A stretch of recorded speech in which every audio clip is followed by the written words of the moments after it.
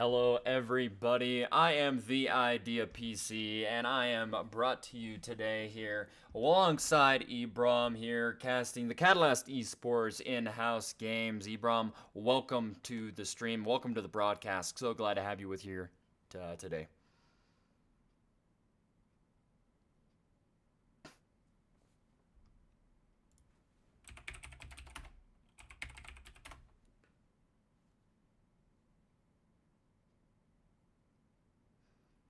I just realized I'm muted. Wow, that worked well. There we go. Absolutely. Um um so yeah, I'm just happy to be here. We have Team Venom on the blue side, Team Carbon on the red side. Some Catalyst Esports in-house action. Gotta love it. Absolutely, indeed. And we do have Venom here today, starting on the blue side of the map, joined with us by Team Carbon here on red side. So they will have that counter pick available for them in the draft here today. But overall, taking a look at this competition, taking a look at these respective players, and the maybe differences or gaps that we may see as well. Viewers at home, do keep your eyes here on this mid laner Hypo, currently rated Diamond 4, highest player in this game, and has some very exciting pop-off picks for us, like the Fizz, like the Ari, so I can't wait to see some of those come out here in this game, in this best of 3 series, might I add. So should be interesting to watch, and definitely keep an eye out towards that mid lane, as this series continues to progress. But overall, I think, one, thank you, Catalyst Esports, for having us on board here to be able to cast your in-house games. So from the bottom of my heart, thank you all very, very much. And we do have the teams getting ready here in the lobby now. Yeah, we had Team Venom coming in early, making sure everybody's in the lobby, getting ready. Team Carbon, you guys are a little bit late, but we gotta step it up. We're fine here. We're all good. But yeah, you mentioned the mid lane matchup. I'm really excited to see how that will turn out. But I'm also looking at these picks, these contested picks between the players. We're gonna probably see some contested picks in the support role as well, with Leona being a big part there in the bot lane. Both supports are a fan of that of the is she a sun queen? Is she a queen or like is that what's happening with Leona? I think she is indeed there. Goddess of the Sun, something along those lines. Either way, should be exciting here. Definitely having some of those good picks there. The Yumi here as well coming out. The Sona Enchantress there have been strong picks for a while. Sona obviously having a few nerfs thrown her way this season after the top support meta that we saw arise in the beginning of the season. Thank goodness that's over, but the Yumi's still extremely, extremely strong. In fact, some upcoming nerfs here coming in on 10.13, Ebrom. Yeah, we were just talking about this before we started the broadcast. Those Yumi nerfs are gonna hit soon, so while you got the time, guys, while you got it, just get on it. This is how we're gonna do it. Just play Yumi; they'll win you the games at this point. But for the time being, Yumi's not nerfed. Yumi's still OP, Yes, she and is very, very, very strong pick there. So as we continue to go through here, the players will be getting ready here. As these games progress, they will be utilizing some pro draft here for the picks and bans as we continue to go through. So exciting to see that come through here for us. So as we continue to go here, it looks like the players will be getting ready to draft here very shortly. yeah, I believe we were just getting ready for the pro draft, and once we get that, we'll be able to get it off for you people. But yeah, and also a great matchup to look at here. That ADC, the we have I believe Duraren versus Urian, and both of them as well are fans of engage ADCs, like something like the Triss, the Jin, the Kai'Sa, people that are able to actually get early damage.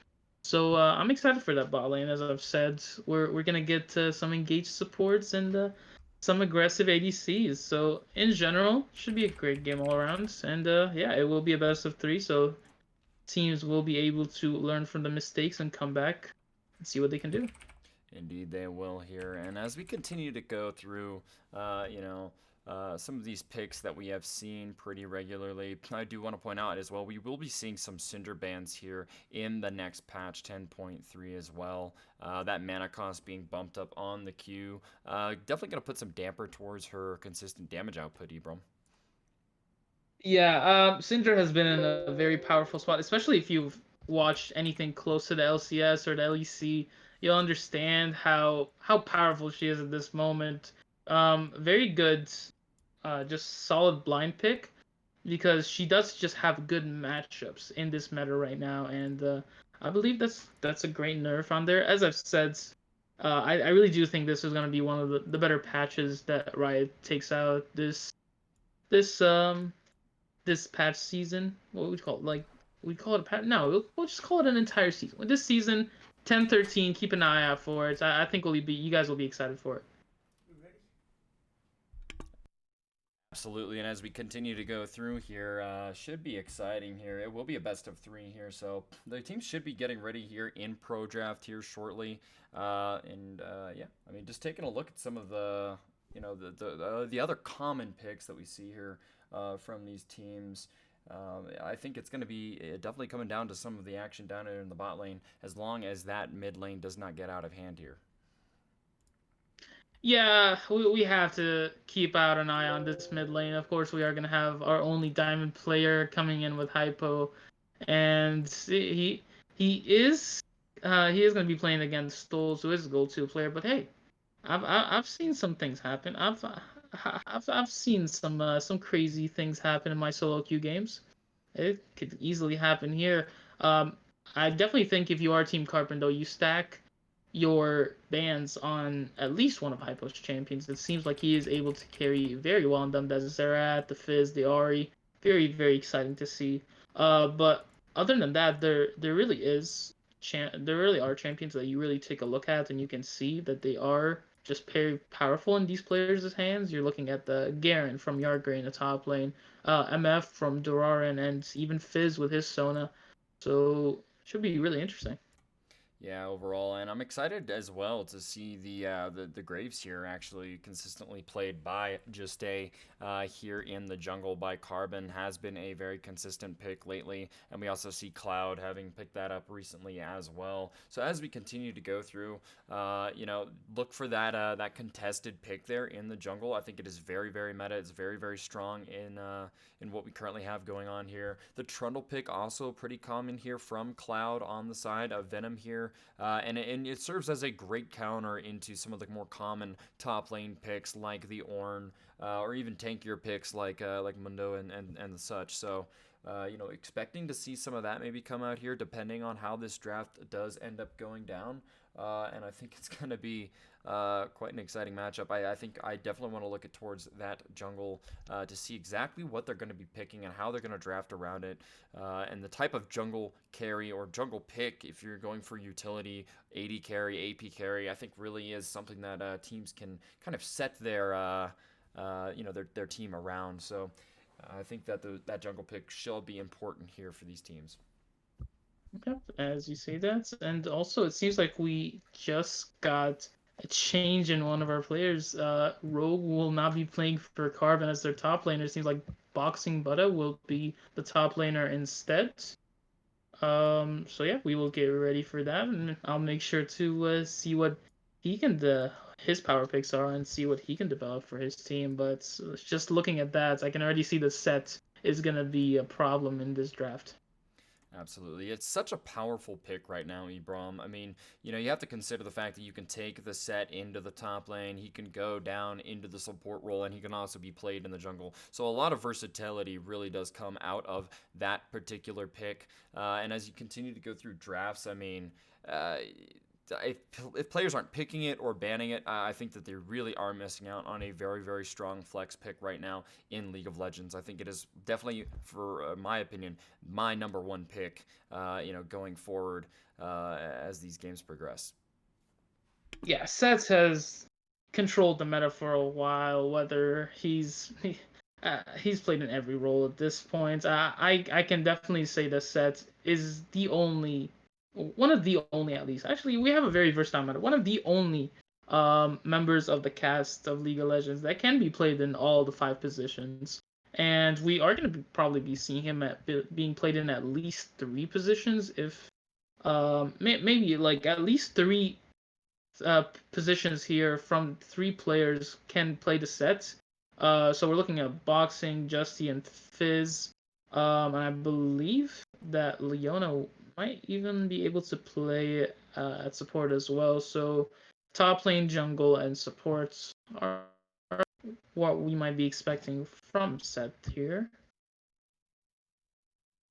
And I'm just believe I got kicked out of the lobby right there, and gonna I have to figure out a way back in for myself. I do believe that did indeed just happen. Let's see if we can kind of coordinate there with the in-game lobby to get that going. But with that being said, ladies and gentlemen, we are going to go to a short intermission here while we work our secondary co-caster here into the stream. Again, Ebrom, thank you so much for joining me here, and thank you, Catalyst Esports, for giving us this amazing opportunity to be a part of the stream and the broadcast. With that being said, we will be going on over into a 5-minute intermission, and unless Champion Select starts, then we will be moving straight on into that. But ladies and gentlemen, please do not change that browser. We will catch you on the flip side here, and we will see you on the other side of intermission.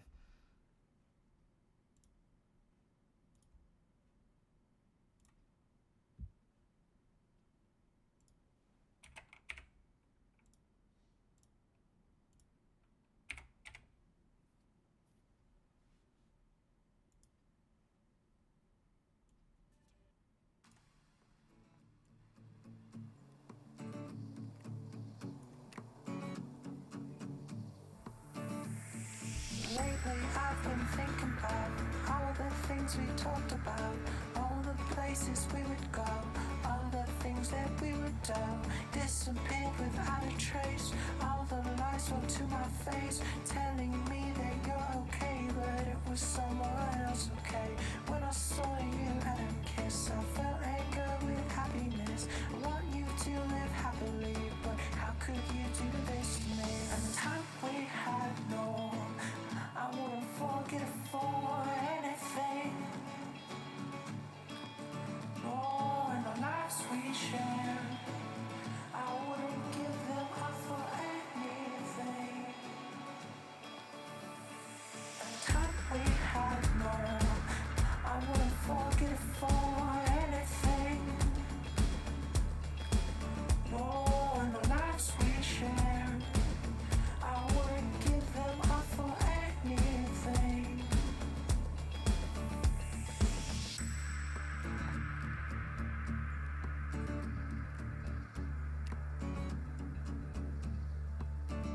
I try so hard, but can't forget your smile. No, I try so hard, but I can't forget your face.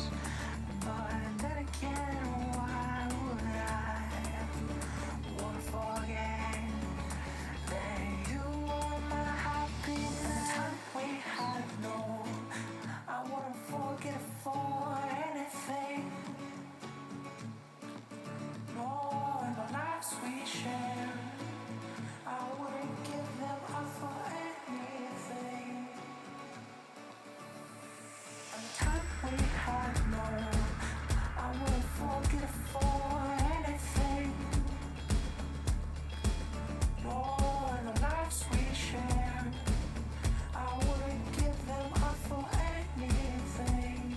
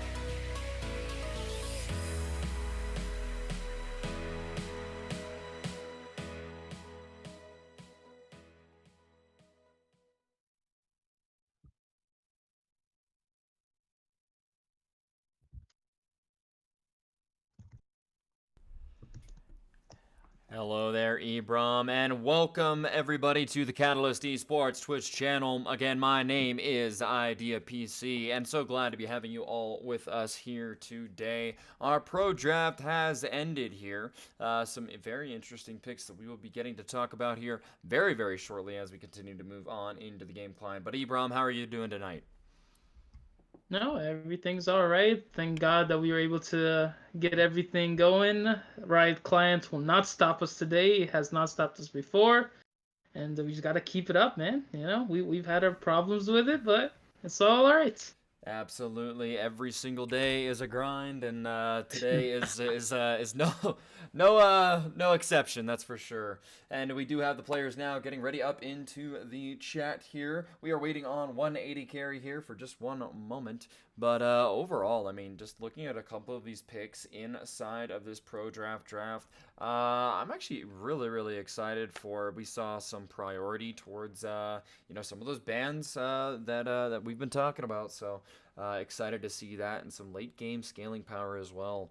For the side of Venom. But overall, very interesting. Again, I do just want to take this opportunity to thank Catalyst Esports for the opportunity to cast these in-house games. And if you aren't already, please follow the Catalyst Esports channel here on twitch.tv for more of this in-house action as they continue to go here. But we are just waiting on that 180 carry pick. But overall, Ebrom, taking a look at some of those patch 10.13 nerfs and buffs, what are you most excited for? Because I know what I'm most excited for. As someone that casts a lot of SGC teams and high elo games, I'm really excited for the Cassio nerfs because she's been dominating, and I want to see if that changes anything. But I believe we are starting with the draft soon, so let's see if we can get into it. Absolutely here, and the Irelia getting banned away here from the side of Carbon here. Again, one of those very strong duelists, and we see the Jarvan ban as well. Yeah, boxing, but that late game sub that just came in, he was a pretty big Aurelia player, and that's something that we should have seen coming in. But the Yuumi ban and the Syndra ban as well coming in, and we were talking about how they are getting nerfed next patch, and they are some really solid champs right now to take. And yeah, those are just great bans overall. Absolutely, indeed, here, and the set as well coming through on the ban list here. Not going to get picked up for the flex, and if you're not going to pick it, well, you know my opinion on that already. I think that it's a great champion to have banned away if you're not going to pick up. But the Ornn here coming in for some of that late game scaling power, coming out of the side of Venom here, looking for those ornaments at level 13, 14, 50, and so on. And Darius will be the counter pick to that up in the top side of the map. Yeah, Ornn as a blind pick. It was the first pick as well by the blue side, of course, and it's just really good into this meta right now. He's getting his own nerfs next patch as well, and before that, he's just gonna continue dominating up there. But we do see an interesting matchup there in the jungle with the Trundle versus the Kayn. Kayn has been picking up even in competitive play recently. Maybe making a transfer into competitive play, but lately just hasn't been as successful. Yes, indeed. We all saw the TSM versus Team Liquid game there in week 1 of the LCS. If you didn't, I highly recommend you go back and watch it. Let's just say Kayn doesn't get his transform, I think, until like 21, 22 minutes in the game. Very interesting. But anyway, enough about that. More about this draft. You have the Zoe pick coming in here for Hypo, the mid laner to watch in this series. One of those picks, Ebrom, that has pick potential across the map, can really force and push an advantage in those sieging type situations, and find even picks in the jungle as well with vision control if you have it. So very excited to be seeing Hypo on that pick here, and we also are seeing the Aphelios and Taric down there in the bot lane with that late game scaling power. Yeah, you mentioned the Zoe, but I'm a big fan of this bot lane right here. Aphelios, Taric. It's just really good peel for whenever there's engage on the Aphelios with the Taric, or with the shields, with the heals coming in. It's just really good. I don't know if I like the Taric matchup into Braum, because Braum Misfortune is its own great own grade duo with the CC with the amount of damage that will be coming out from Misfortune. But overall, I think this will be just a really, really explosive bot lane right here. And also, I'm just a big fan of how Braum interacts well with this team. Of course, you can stack on with that with the Braum passive, and when you have an auto attacking mid laner like the Corki, it's just very, very useful. As well as the Darius and Kane are able to get the stacks as well. Also, having the Braum against something like the Ornn can easily shut down his ultimates in team fights. So let's hope we can see at least like two uses of that right there. Absolutely, indeed. And, the team fight potential definitely strong here. But overall, as we transition into the 3-minute spectator delay, ladies and gentlemen, for that competitive integrity, we will be moving on into that intermission. I'm very excited to see this best of 3 actually pan out, Ibram. And just looking at that early draft, seeing the Ornn, seeing the Zoe and the Aphelios, my money is going to go on the meta picks and for the side of Venom here. What do you think about that? Okay, you're gonna go with Venom. I was looking at Carbon's draft early, and I'm like, even with the Kane, it looks good. It looks good. I like what's happening. I might have to give it to Venom's draft though. All right. But I would definitely not be surprised if Carbon comes out here and gets. Indeed. And ladies and gentlemen, please give us a hashtag Venom win or a hashtag Carbon win down there in the chat to show support for the team that you are rooting for in this matchup. But with that said, we will be back here on Summoner's Rift once we get loaded up. So ladies and gentlemen, do not change that browser. And again, thank you for joining us here on the Catalyst Esports in-house Twitch channel. Again, I'm IdeaPC, joined here by Ibram. Thank you all for joining us here on the stream. We will catch you on the flip side of this intermission shortly after a little bit of a break. So thank you.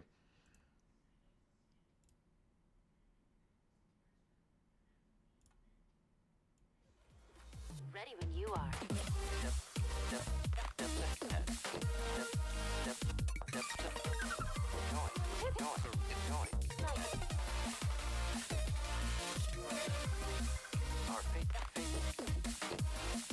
Our fates are joined.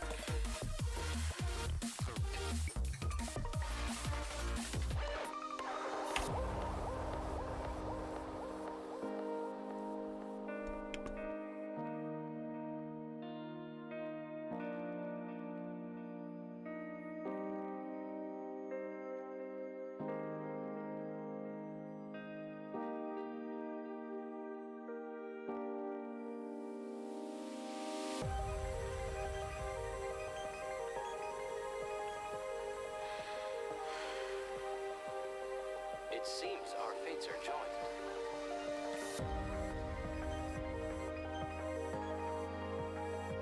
Heavenly light.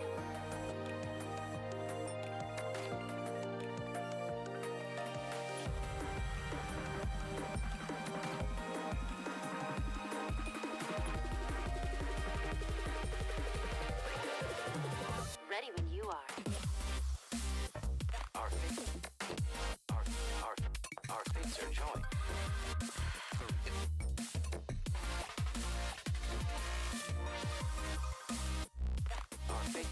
Our fates are ready when you are. Fates are joined. 3 steps ahead. Steps ahead. Steps ahead. Going. Ahead. Ready when you are. Our fate.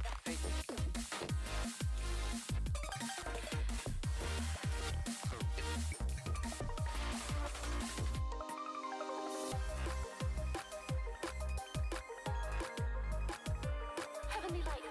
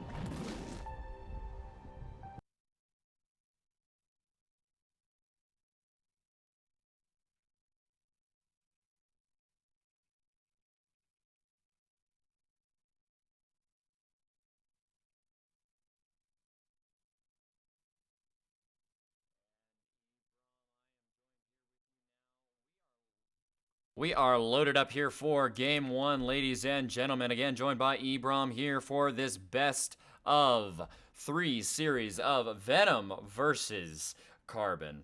Ladies and gentlemen, we're getting ready here. We got that 5-man bush camp invade getting ready here from the side of Carbon. Ebrom, welcome.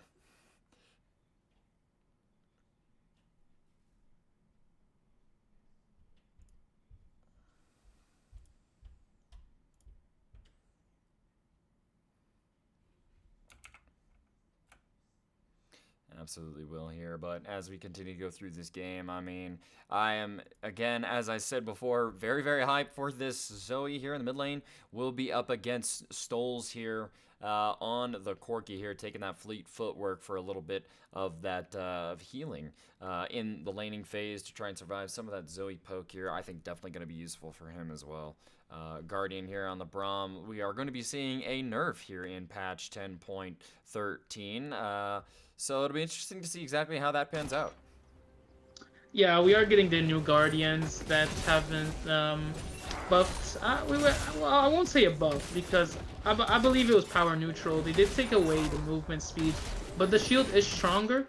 Also, the shield does not just contact with any sort of damage. It has to be good enough. But for so far for the Ruin choices, I'm really excited to see that Zoe Electrocute. You usually see a little bit more of a conservative summoner spell picked up by Zoe players, but the Electrocute is all about that damage. And it's really easy to proc with a Zoe once you're able to land, let's just say, a normal trouble bubble into a paddle star into an auto tag. It's as easy as that. Indeed, here we also are getting to see phase rush actually on the Trundle here, which is not something that I've actually seen too often. You know, maybe I've not been doing my jungle research here. You know, press the attack is the typical rune that we see on the Trundle pick, but he's really looking to run down some of these targets here on the side of Carbon. You know, with that phase rush, really going to look to get some of that early ganking off potential here, and I think it's going to be useful. Yeah, Phase Rush has been having a little bit of a renaissance. Just with the constant buffs the Rune has been getting. Oh, we might see him engage here. He is level 3. It is coming out now. Oh, some damage towards the mid lane though. Gank from the Trundle here, not really able to get anything out of it, but up towards the top lane, a little back and forth there going. Darius getting the early level 3, able to put some damage down onto Yar Grey up there in the top lane on the Ornn. Yeah, and just about the Phase Rush, it has been getting picked up by a lot of junglers. You're seeing it on Trundle, you're seeing it on Graves, you're seeing it on other champs as well, not even in the jungle, just around the map, in the top lane and the support role as well. So just great all-around Ruin, and I definitely think we're going to be seeing a lot more of it. Absolutely. And you know, the phase rush, you know, support set to, I think, one of my favorite champions in that particular role with the phase rush. I think is very, very exciting to have played as well here. But overall, I mean, we're seeing, you know, a little bit of a CS discrepancy now up towards the top side of the map. Ornn being pushed under his tower as to be expected, but Trundle looking for something up there towards the top side, and Zoe lands a nice drowsy bubble here towards the mid lane. That's going to be a lot of damage going down onto Souls as the flash forward comes out, and the Ignite is burning and ticking down, but Trundle's up here towards the top side. Box and Buddha in a little bit of trouble here. Flash still available, but will not burn it, and that'll be first blood going on down over to Yar Grey on the Ornn. Underestimate the amount of CC coming in from this top side right here. The Ornn, the Trundle, and as Kane's gonna be caught up with a little bubble right there, but Zoe's not at a point where she can one-shot you yet. She'll get there. I think she'll get there. But for the time being, we can hope that she doesn't get there. Absolutely. But hey.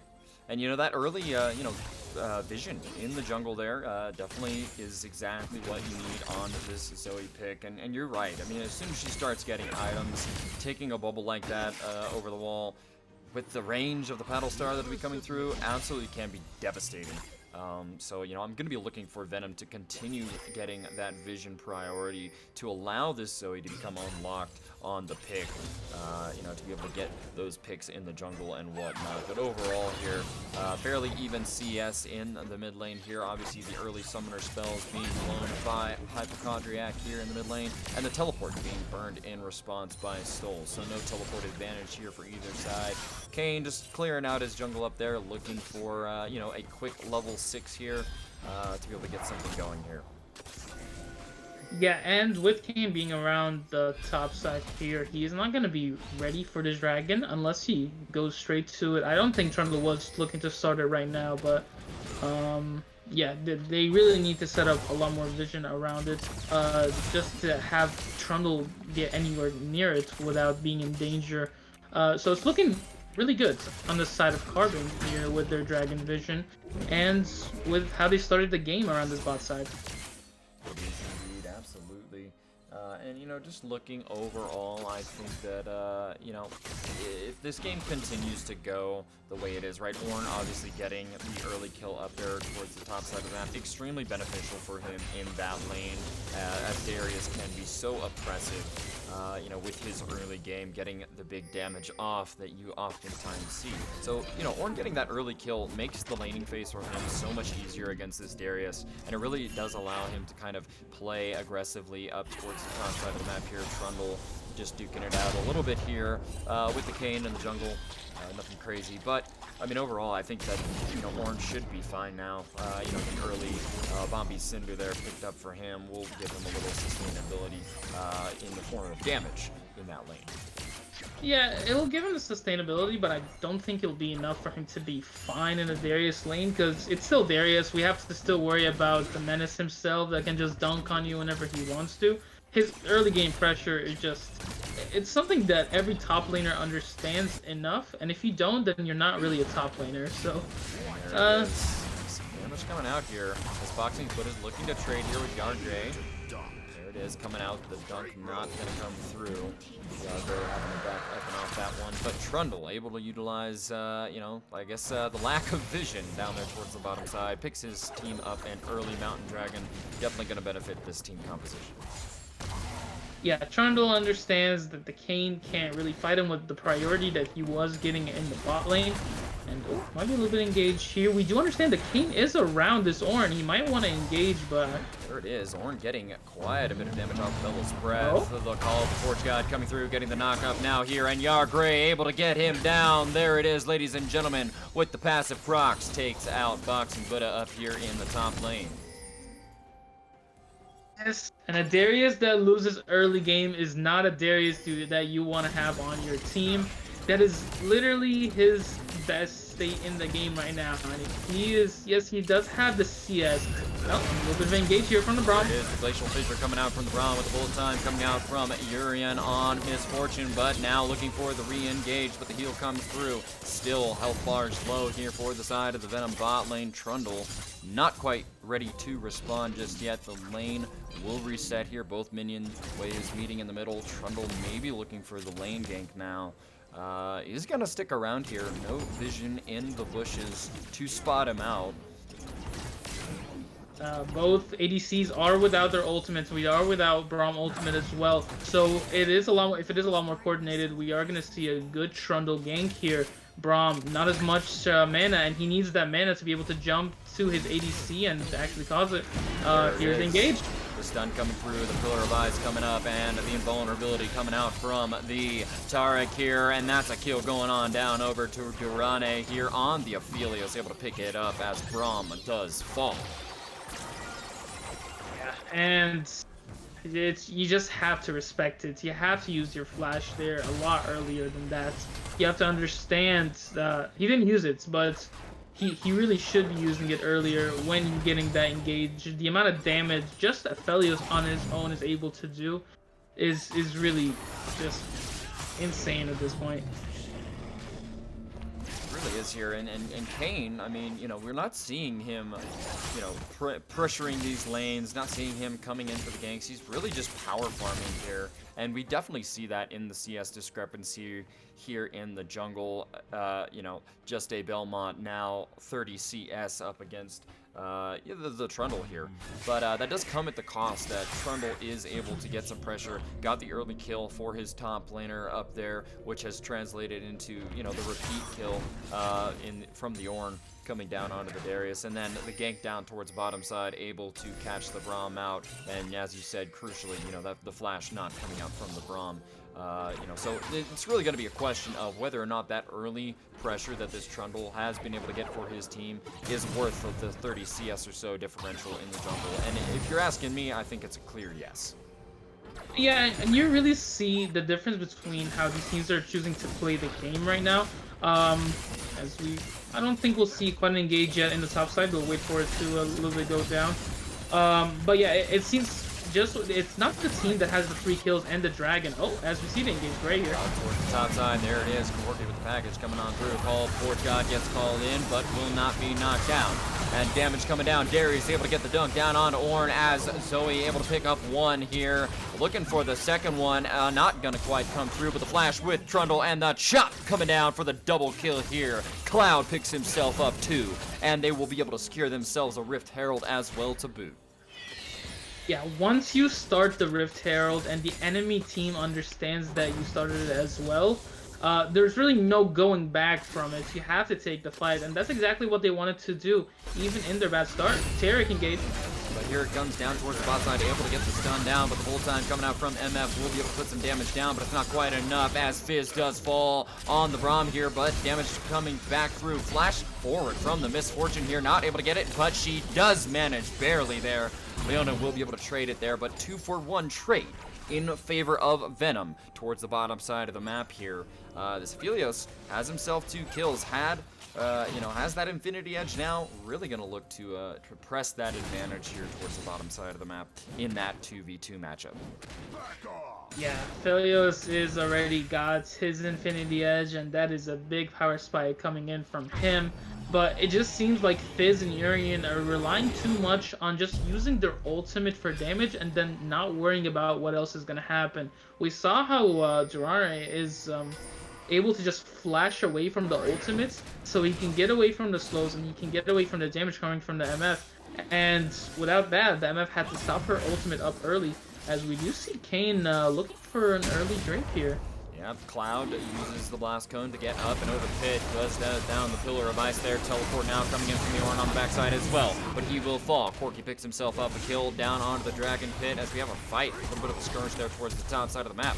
Ornn actually having to flash up and out and away. Boxing good at following here, but again, down towards the bottom side of the map here.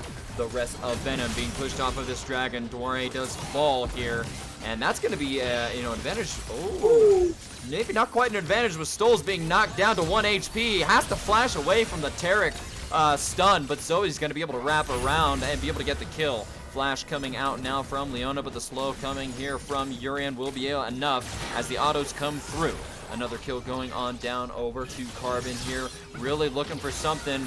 Drowsy though here, Braum with the stand behind me, not quite gonna make it here as Hypochondriac picks himself up the killing spree, but will fall to Urian.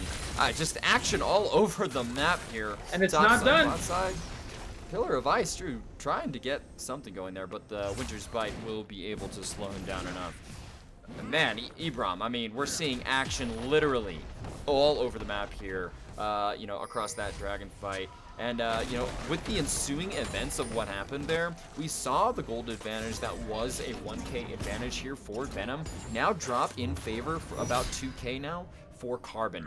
And I think crucially now, Just a Belmont finally picking up the transform on the Kayn.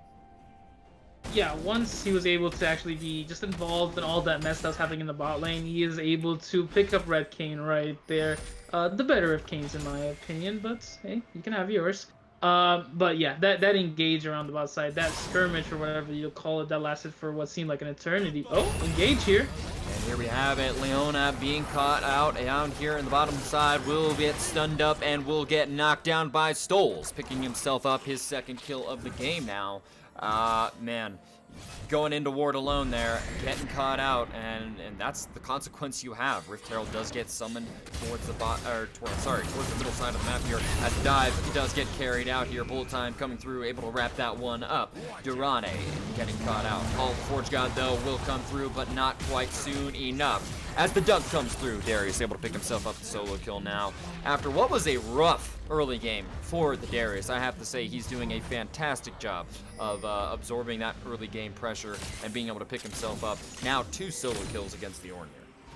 Yeah, don't call it a comeback here from Boxing Buddha. He is able to withstand that early pressure. He was still able to have a CS lead all along, and now he uses it, just able to dunk on people left and right. And look, he just walking out. Taking it there, but the shutdown coming in from the stun on Tarek, able to get himself some gold in the pockets of the Venom support here. Man, I don't know, you hate to see it, Ebron? No, that's his fault. That's Darius' fault. He was going for the kill all the way. I don't even know why he was between the towers. I mean, what's going on in your mind, man? But hey, you gotta love it. Now support has money. He can buy himself those nice Zeke's conversions. That little shield will feel a lot better on Aphelios, who really just needs Tarek to stay around him. Tarek can be looking for engages like that and looking to ward when he doesn't have pressure in his mid lane and there's no prio bot lane. It's just not a good idea at all. Absolutely here. And as we continue to go through, as this game progresses into the mid game now, again, Kane still managing to hold that CS advantage here. And if we go ahead and toggle and take a look at the gold that we have here, we can see that there is a gold advantage for the Kane. So, choosing to farm up there in the early game and then, utilizing some of that pressure where he was able to find the picks when they mattered, able to get himself some gold and is now ahead in fact in the matchup. Put a little bit of damage here. The Glacial Fissure does come out from Braum, but it's not going to really find too much. Orn getting stunned up here the whole time, coming out, layering damage there, and that is one will fall. Darius, though, looking for the tower dive here, will be able to pick himself up the double kill in the dive. And yeah, 2 for 1 here for Carbon. The amount of damage coming in from Carbon is just really, really great right now. Misfortune is beginning to hit her power spikes. Kane got the transformation, and we saw Darius is able to get dunks in the top lane. He can do it wherever he wants. He can do it in the mid lane as well. And it's just going to keep on going until they're able to find picks on the side of Venom. They really need to just find better team fights. They need to start team fights on their own terms, not the enemy team's terms. Absolutely here, and we do have the Cloud Dragon now spawning in here. Not enough of a rotation or even a response here from Venom, so this will be a free Cloud Dragon for the side of Carbon here, as they've now extended their gold lead, Ebron, to 5k. He's taking Rift Herald. He understands he can't really do anything around it there, so Cloud understands. He just can take Rift Herald and see what he can do with it later. Just the lead right now is too large for them to take fights. But I need to use Leona. I need to see Leona being able to use that Tarek ultimate in a much better way. That ultimate has to come out a lot faster in these fights, and I think that will be the key on whether Venom win or loses these fights. Absolutely. I mean, you just have so much damage built into this Carbon squad with the Darius, with the Kane in the Rost form, and MF as well. I mean, she is really able to get the damage down there, even on the Orn, right? Their tankiest member here. You saw how quickly he fell in that fight towards the mid lane here. That resulted in the 2 for 0 trade there in favor of Venom. So absolutely agree with you. We will expect to see that ultimate come out from the Tarek sooner. But overall, I mean, you now look at this. The MF, despite dying, there kind of early on, is now in a CS advantage. She has the completed Essence Reaver and the BF Sword sitting in her inventory as well. Pickaxe also there in reserve, looking maybe for that IE to come through. And she's really, really going to be strong and a force to reckon with. And the problem is that Venom really just doesn't have a whole lot of tools to get access to the backline as easily as they would like. They really do have this kind of front-to-back fighting team composition, but hold on down here towards the bottom side. Darius going a little too far. Call of the Forge God will be able to get the slow down here. Cloud looking for something. There's the slow with the pillar as well. Nice block, but the healing from this Darius absolutely massive. Looking for the dunk, and there it is. Able to get himself one. Looking for a second now, and that's a double kill. Darius turns it around to the bottom side of the map, able to get so much pressure for this Carbon squad. They needed to run away once the Trundle ulti was timed out. They took too long to produce the damage, and it just wasn't enough. Darius loves his 1v2s, and look where they're going right now. Straight up to Baron. Darius can push on his own, and it'll most likely just be a free Baron right here for Carbon. Indeed it will be, and you know, they're really going to be able to push this advantage even more so. I mean, the Darius obviously can hold his own down in 2v1, and it's going to be really, really hard to be able to answer, you know, this Darius pick wherever he goes to try and split the map, which is just going to give the rest of his team the space and room they need to be able to push down these objectives as they continue to move the map. I mean, Corky, he's scaling as this game continues to go through. If we actually take a look, he's currently sitting at, it looks like 339 stacks on the Manamune, getting ready to turn that into the Muramana here shortly. So, you know, a power spike coming up here for the Corky is available for him. And overall, I mean, it's going to be difficult, you know, for the next 5 to 10 minutes here for this Venom squad. They're really going to be waiting, you know, for those ornaments to be coming through. Ornn not quite level 13 yet, so he's still a little bit ways off of that power spike as well. This Venom squad has to find a way to be able to stall out this Baron push. Yeah, and just talking about Ornn, look what he's building. He did go with the Sunfire, but the second item was looking to be like a Warmogs. He's just looking to be as tanky as he can be for his team. So I don't know if that's the correct build to go right there for this situation, but hey, I'll believe it when I see it, so show it to me. Ornn right there, though, is going to have to stay around this Darius. He's going to have to just try his best to outlive him.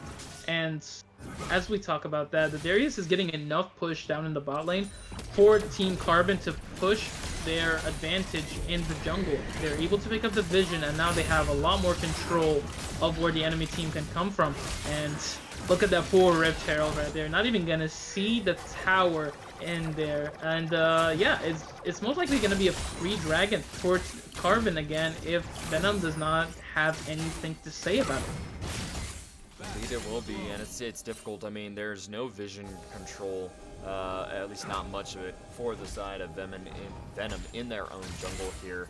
And they're going to be able to siege up these towers here. MF, though, does get the bubble landed onto her here towards the mid lane as the engage comes through. The Glacial Fissure coming out from Braum, trying to get the slows, but Cloud flashing forward. The Chilling Smite does come down, but he's not able to catch up to Urian here. The Ignite, though, will tick and burn down as Zoe's able to pick up the kill here.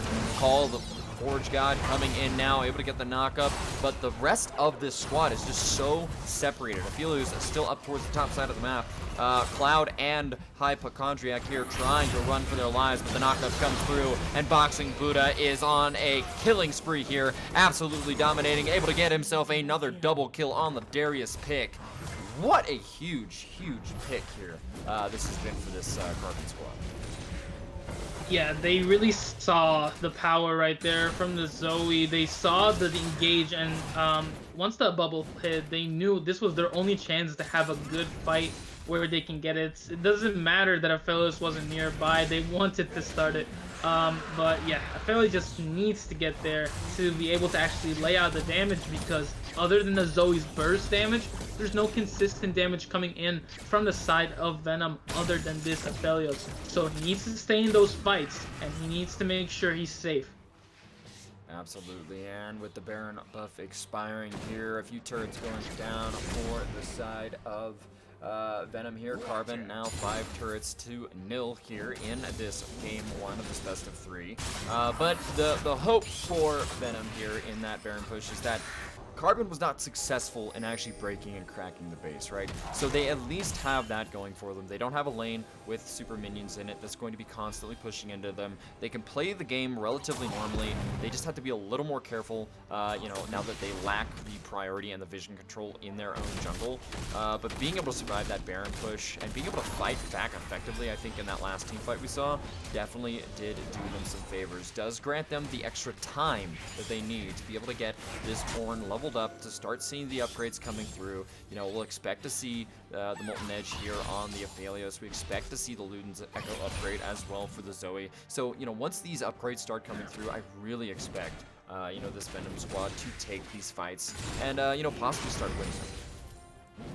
Yeah, and late game, what you have to worry about as well, coming in from the side of Carbon, is that their entire team is pretty much mostly AD. Other than the Corki coming in with the magic damage, you're just seeing attack AD on AD on AD. So as the side of Venom starts to stack up their armor, fights are gonna go a lot better in their case as they're able to get a Thornmail. I believe Tarek is building the Knight's Vow as well. So once we continue to see the armor being stacked up, it's going to be a lot harder for Carbon to actually get their engages. And here we go, Kane is in. There it is, the knockup now coming down onto Cloud as the Winter's Bite does not quite land. Not able to get the stun there. The Turek ultimate maybe not utilized to maximum efficiency, but at the end of the day, Cloud is able to get himself out of that engage. They're looking to skirmish up here towards the top side. 4 members of Carbon up here towards this top side tier 2 turret, but you see it, Stoll is down there in the bottom side, able to get that minion wave in, able to pull the rest of Venom to his position on the map, and does get some decent damage there. Actually, the turret falling down here on the bottom side of the map, so, you know, an advantage here for Carbon, now able to get that inhibitor turret down. He's going to be looking to continue to split push this map. Yeah, and Stoll's, he didn't have a great early game, but this is his time to shine. The Corki is at 2 items. The Merman has been upgraded. Everything just seems to be falling into place for this Corki right here, and I'm excited to see how he handles the team fights. I want to see a good package run in there and just going in through the team. That would be amazing to watch. But yeah, as we go through this game and we take a little bit of a lull in the action, the vision and the control has to be around this Baron area right now, as we see Venom just getting ready for it. But I don't know if they can take an early Baron fight. Their damage, even if they find the side of Carbon unaware and on the wrong side of the map, I don't know if they can easily destroy the Baron. Absolutely, you're really going to rely on that Aphelios, you know, with this upgrade that has come on down now, actually, which for it. Might be a visual error on my side. I do not see the other. Okay, there it is. Infinity Edge now getting upgraded there. So, you know, they're going to be looking for that Aphelios, right? And they have to play around that AD carry if they do want to take any of these neutral objectives or these team fights. You know, and hopefully, you know, Hypochondriac on the Zoe can find himself a pick. Hold on, towards the mid lane here. The Winter's Bite does land, able to get the slow here. Urian also not quite able to make it land. The bubble will be able to disengage there. But Darius, here he is, level 17, pushing in this bottom wave. And again, you know, you just see Venom being dragged across the map, having to answer, you know, multiple fights or multiple issues here. Darius, though, is going to get stunned up there by the bubble. Will be drowsy, but he's going to get a double pull there. The stair gauge now being popped. Is the damage going to come through for the Darius, though? Without coming through, he's able to pick himself on up.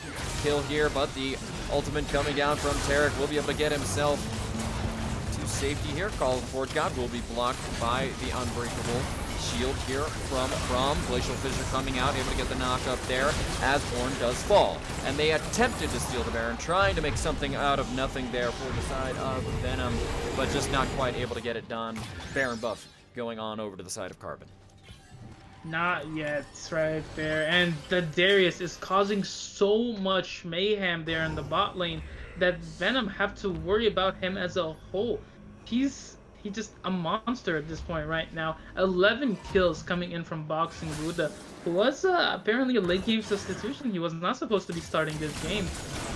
He's really lived up to his worth right here. And it looks like it will be a Cloud Soul coming in as well for the side of Carbon. And this is just their game right here. It's looking almost done. with a 12k gold lead, but it's not done yet. Indeed, and the Baron push now going to be coming in here from the side of Carbon. And the question really is, can Venom get another, good stall here for this push? If they're not able to, it really is going to be looking dire for them.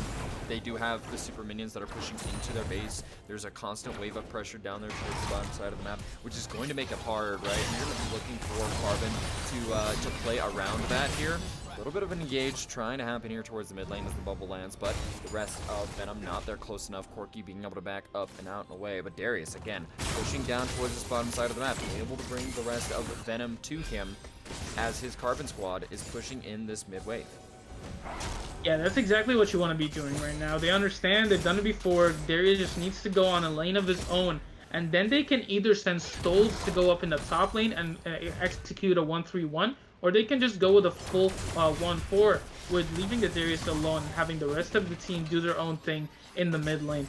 And I believe that's what they are going to be doing, but it seems like Misfortune is the one that is alone at this point. And I mean, overall, so far, right, Venom is doing a good job of being able to stall here, but now that the 1-3-1 has come through, they will have that extra added lane of pressure up towards the top side of the map. You have to ask yourself, is it going to be enough? And it looks like the answer is yes here. Blue middle turret does fall here. The inhibitor now under damage here will fall as well. So that's 2 inhibitors now down on the side of Venom. Looking for the engages, no team quite able to find it. Darius still pushing in bot, and Kane is starting to guide in this wave. They do have 2 cannon minions stacked here. They will be able to get some free fire down onto this turret here. It's going to be difficult, but the fight not quite coming through. These teams just kind of going back and forth here. Yeah, it's not going to be a fully fledged fight right now, and we saw that Thelia's ult being used just earlier.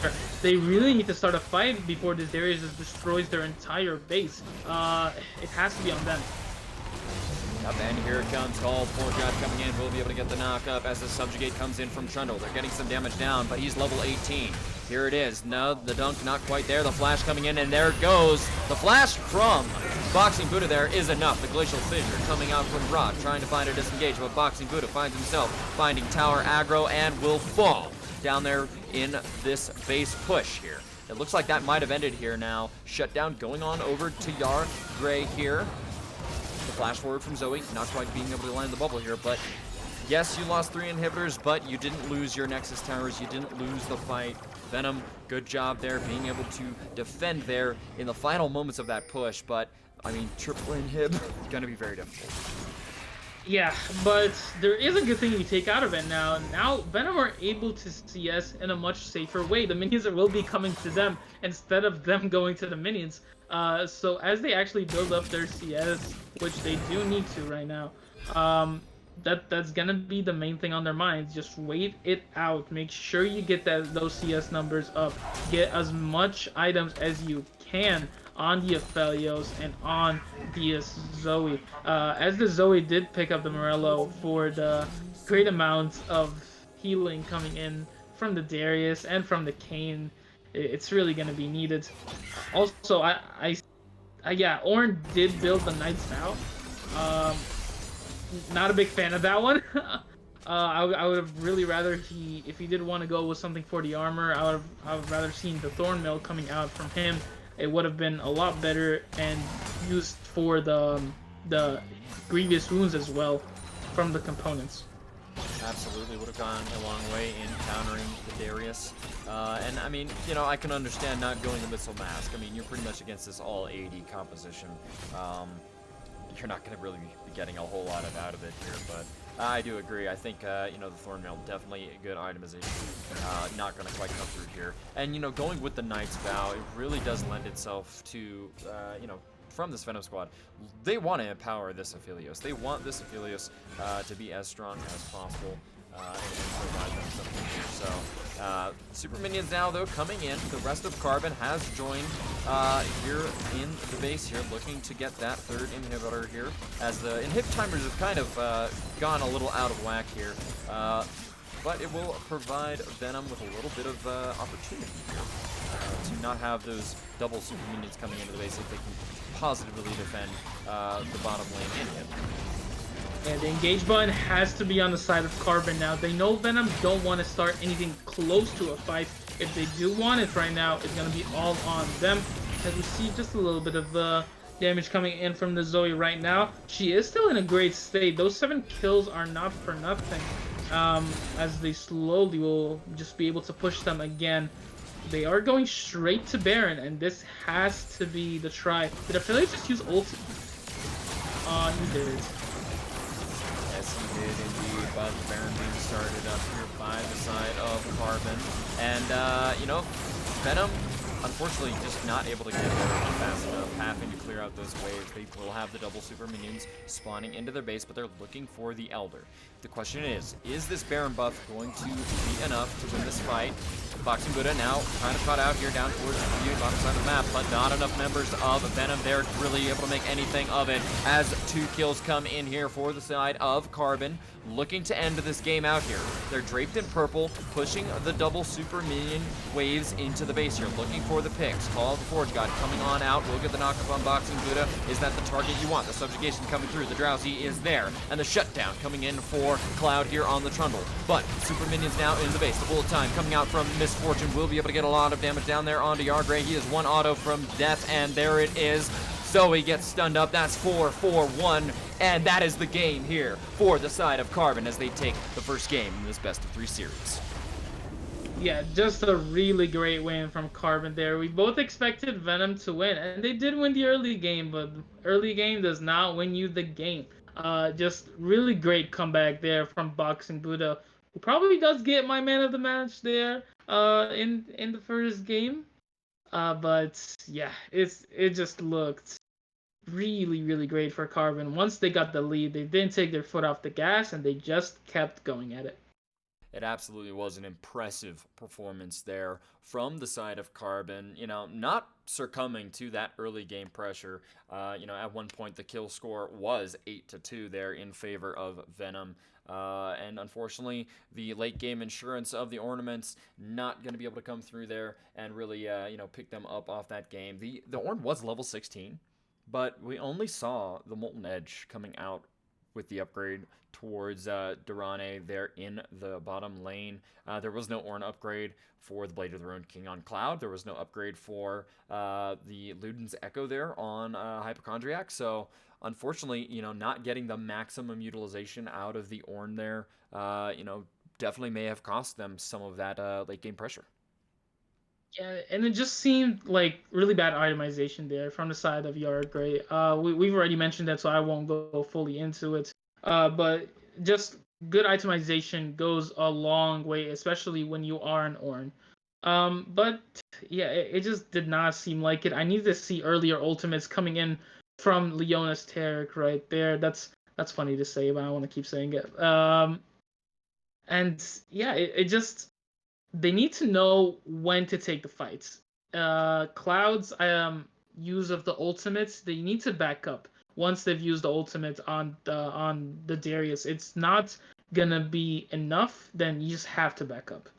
Indeed it is. And as we gear ourselves up for Game 2 in this Best of 3 series, ladies and gentlemen, we will be going on over into a quick intermission. So stick right there and catch us on the flip side here as we get ourselves ready and rounded up for Game 2 of this Best of 3 matchup. Again, thank you Catalyst Esports for hosting the in-houses here, and we will see you after the break.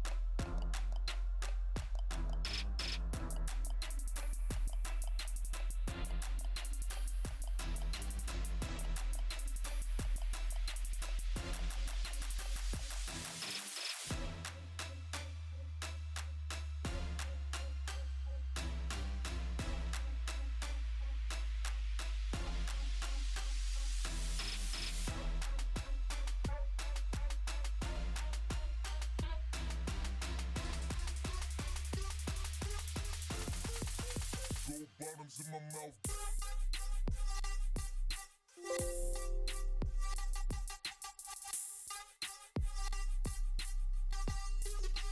Bitches love it when I smell.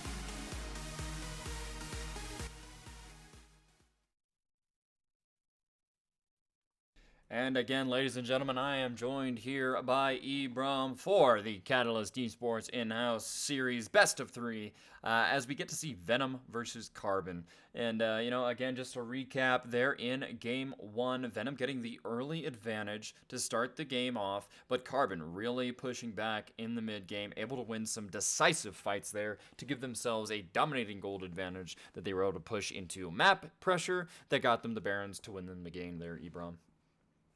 Yeah, and coming into the second game, you really have to look at how Carbon is going to respond with their drafting. Do they ban the Darius? Do they leave it up? Or they have to worry about other power picks like the Misfortune or the Braum, who are having a great day as well. So it's really going to have to be on them on how they handle the draft. I believe the teams have switched sides, so Carbon will be on blue side and Venom will be on red side now. And we'll Absolutely. see how the draft goes down. Yep, and as we move and transition on over into our pro draft here.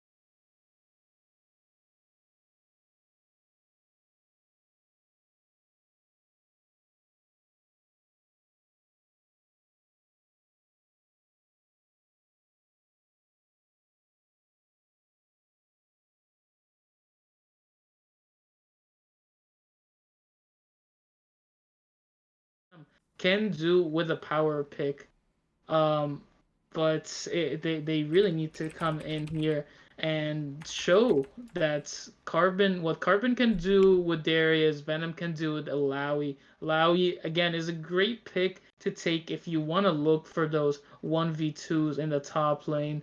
So I wonder if you switch around the mentality of these players, and that's how they will go in with this. The Leona ban. Not a Leona ban. The Vlad ban will be coming in from the sides, from blue side as well. Venom here, I expect to see them follow up with their own mid laner. They do see the Galio. They want to get a good pick for their support, so let's see what they go with here. Absolutely. And we are back on audio here inside of our draft here. Pro draft scene was created a little last minute there. Forgot to add in the audio. I apologize for that. But we are here with the picks, and we will be able to talk about some of these some more here. But again, as we were saying, the Wombo combo potential here from the side of Carbon with the set, with the Galio and the Sejuani, I think is absolutely huge. And they're gonna be able to pick up, possibly with the Xayah hover here, a strong AD carry that can really play into that and keep herself safe. The Trundle does want to be able to run, and be able to burst down that front line, but can also get picks onto the back line as well, depending on positioning in these fights. So the Xayah there, being able to have the ultimate, to be able to jump up and out and away from danger here, absolutely crucial, I think. It's going to add some more survivability to this Carbon team fight, and they will lock in the Thresh as well, which really, I mean, you've got the Galio, the Sejuani, the Set, the Thresh. All of these champions are so good at protecting AD carries with their abilities. I mean, you have the Taunt on the Galio, the Facebreaker on Set. Thresh, obviously, with his kit is designed for that kind of peel. So this Xayah, I mean, really, again, we're seeing it here. They've drafted this perfect protect the AD carry comp. Yeah, and they are protecting the AD carry because that is where the only damage will be coming from. Yes, Seth has a great amount of damage. Galio has some burst, but it's really gonna depend on the Xayah for the damage from the side of Carbon. We do see the Cassio being picked up by Venom, of course. But against the Galio, I am really excited by this pick on how that will play out. Cassio really runs down tanks like Galio. Yes, he has the magic shield, but will it be enough? Not a big fan of the Thresh pick into Taric. Thresh does not do very well into Taric. Taric really should win that matchup, but hey, we'll see.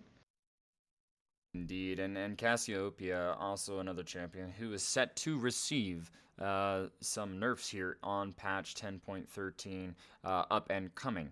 She has had a presence in every single lane here. She's been played bot, she's been played in the top lane and the mid lane with positive win ratios in every single role. So obviously some of those nerfs going to be coming through on that champion.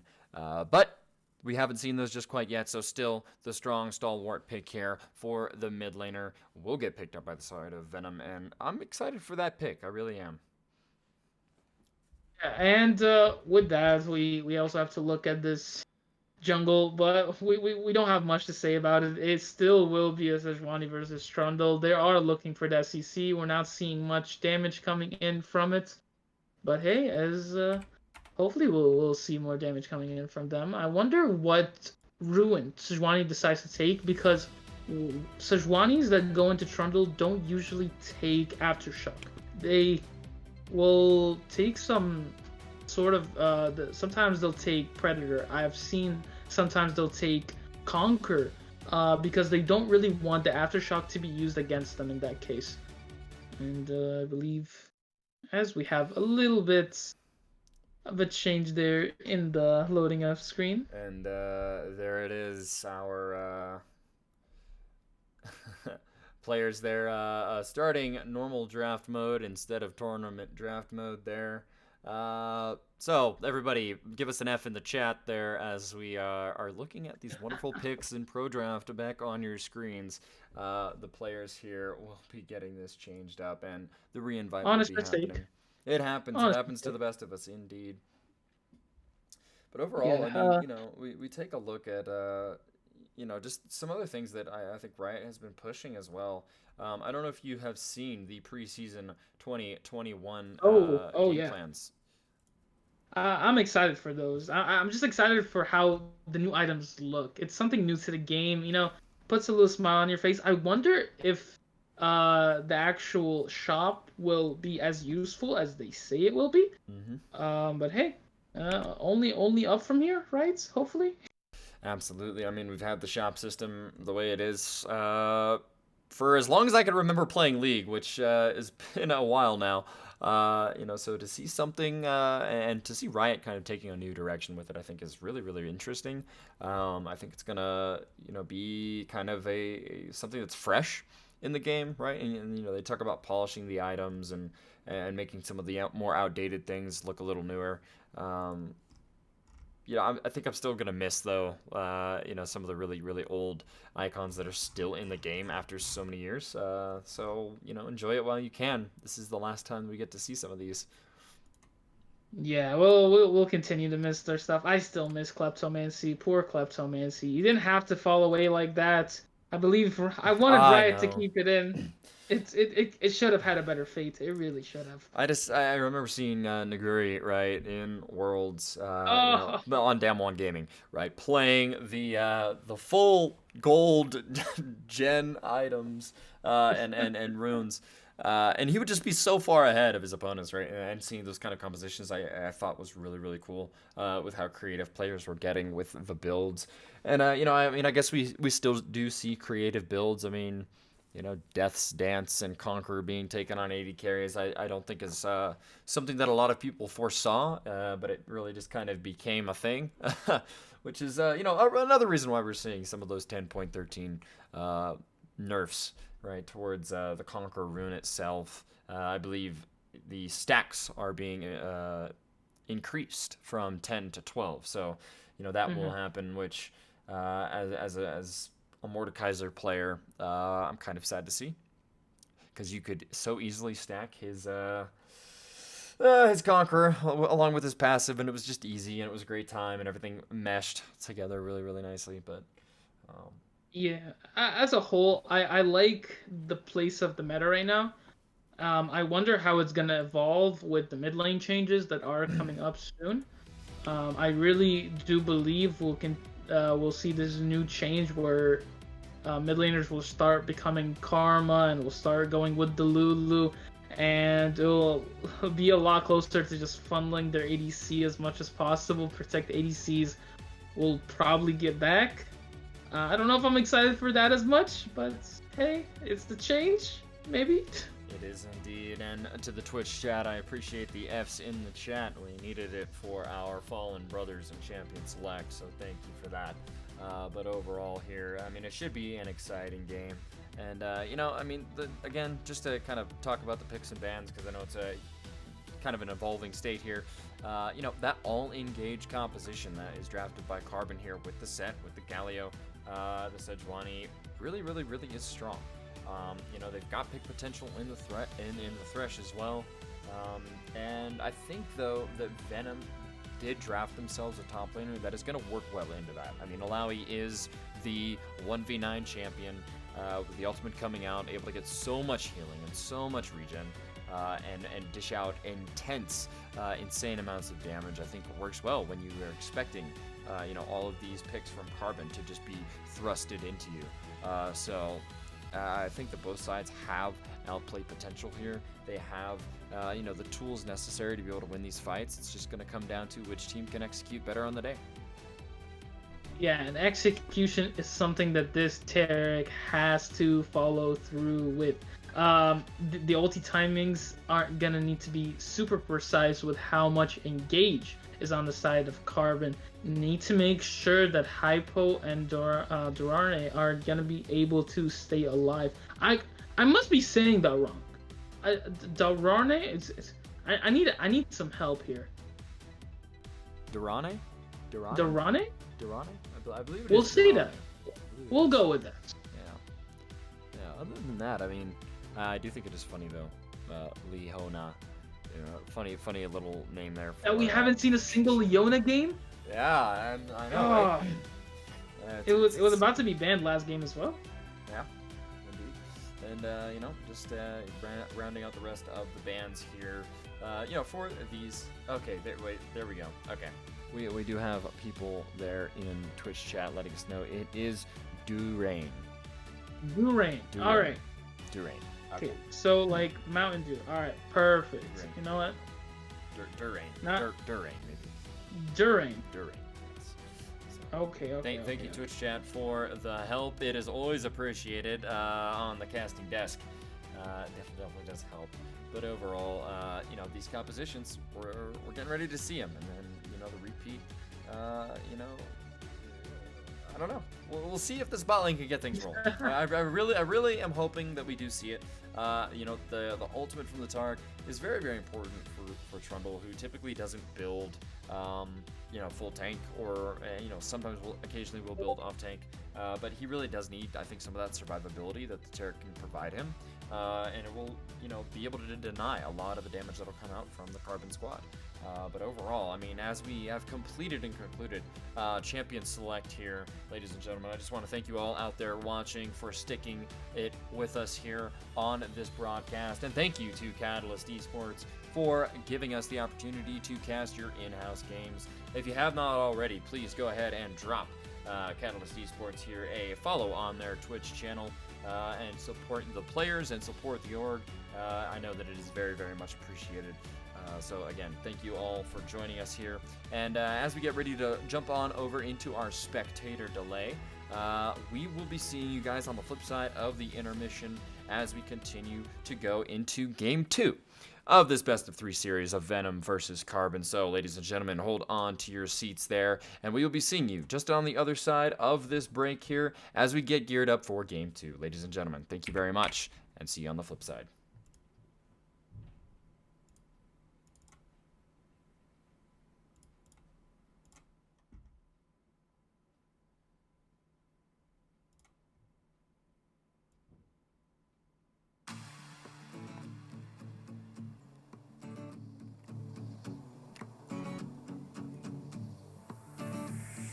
Lately I've been thinking about all the things we talked about, all the places we would go, all the things that we would do, disappeared without a trace, all the lies were to my face, telling me that you're okay, but it was someone else okay. When I saw you and kiss, I felt anger with happiness. I want you to live happily, but how could you do this to me? And the time we had no, I wouldn't forget it for anything. No, and the lives we shared, I wouldn't give them up for anything. And the time we had, no, I wouldn't forget it for anything. No, and the lives we shared, I wouldn't give them up for anything.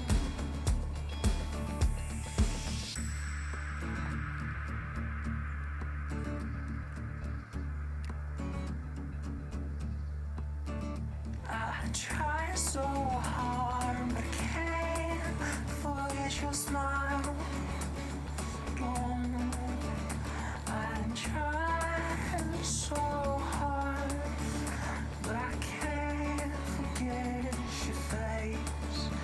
But then again, why would I wanna forget that you were my happiness? Time we had, no, I wouldn't forget it for anything. No, and the lives we shared, I wouldn't give them up for anything. And the time we had, no, I wouldn't forget it for anything. No, and the lives we shared, I wouldn't give them up for anything.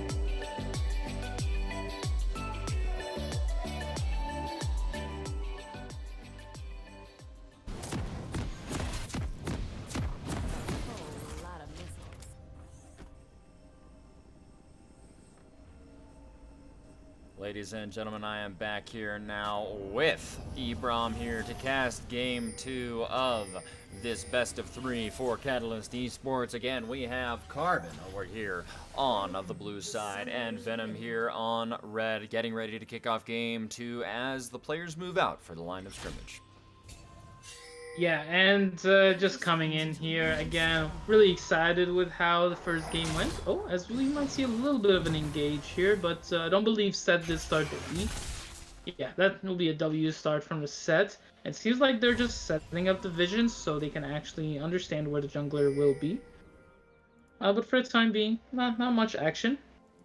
Maybe in the bot lane though, from the Thresh. Both teams here looking for something, not quite able to get anybody caught out here. The players playing smartly and wisely here to not give one team an advantage over the other here. But overall, you know, I mean, just looking at these compositions, I do expect, you know, the later that this game goes on, that the power of the Alawi, the scaling power of the Cassiopeia, will be enough to kind of push Venom up and over the edge, assuming that, you know, we see the Taric ultimates coming out in prime time positions in these team fights, and that the MF and Taric bot lane have a good, solid start, either going even or getting ahead against the Xayah or the Thresh. And then also, you can't deny the fact that Carbon does have a strong pick in the AD carry role here with the Xayah. Does have a lot of late game scaling potential, but I feel like the damage output from the side of Venom is just greater. Yeah, once you actually have two carries on the team with the Cassia, with the MF, and even with the Alawi, who will be able to do a ton of damage later in the game, it just seems like there won't be enough damage coming out from the side of Carbon. But hey, we've been proven wrong last game, so I'm excited to see if we are moving wrong again. Absolutely. Yeah, and as we as well look at these ruins right here, that's what I was expecting from Sejuani. She did decide to go with Halo Blades instead of the Aftershock because she is playing against the Trundle. Also, we are seeing the Summoner Spellbook coming in from Galio, as we see a little bit of good trade there coming in from Alawi. That will always be a thing. And as well, we're looking at this Summoner Spellbook, which will be very useful for the Galio, who will be looking to roam a lot, especially to this bot lane, who has a lot of CC potential. Yeah, but the Dazzle coming in here as we get the gank from Cloud here. Again, early game jungling coming in here from the side of Venom. Not quite able to get the kill down onto Urian. Cloud will take a little bit of damage on his way out, but nothing crazy there. The Dazzle landing, able to get quite a bit of damage onto Urian, but not able to really finish him off there. But importantly, the flash, it does get expended. Yeah, we'll probably see a lot more jungle proximity around the laners from both of these junglers, rather than last game with how we saw maybe 2 gangs from Trundle, and I don't think Kayn even touched lanes until like the 20-minute mark or something. Well, as we see a little bit of engage, should be fine. A little bit of damage coming in here. The Conqueror stacked up there. Boxing Buddha taking a little bit of damage there, and the Dazzle not quite landing towards the bottom side of map. Thresh though able to get a little bit of a flay, but the health bar's not going to invite a fight there for the side of Carbon. But overall, I think that, you know, this lane is at least going the way of Venom towards the bottom side of the map. You know, they have the pressure, which is something that I think will benefit them. And Trundle, you know, after taking the Krugs away here from Just a Belmont here, we'll be able to walk his way out. A little bit trading up towards the top side. Sether, I don't know if you wanted to take that little trade. If that trade would have gone on a little bit longer, it might have definitely went in Alawi's way. But as we see, they are pushing around this bot lane from the side of Durain, which I believe we're saying his name correctly now, and Leona. So they are able to get a lot more priority so their Trundle can continue his push around this dragon area, he's setting up for it really, really well so far. And here it is, the Dazzle able to land down onto Urian, but the damage not going to be able to come through. And again, I mean, this Venom bot lane getting very, very close to pulling off, you know, the kills here, but just not quite able to manage it. The heal coming out from Urian, able to save his life here. And your Gray here is getting pushed in early. Boxing Buddha rotating a little bit of damage. Haymaker will come through. But overall, I mean, despite the constant push here, Set, only about a minion wave ahead here, but taking a lot of damage. Yeah, Set really needs to be able to use the W correctly in these timings, as we do see the first dragon being taken care of by Cloud there from the side of Venom.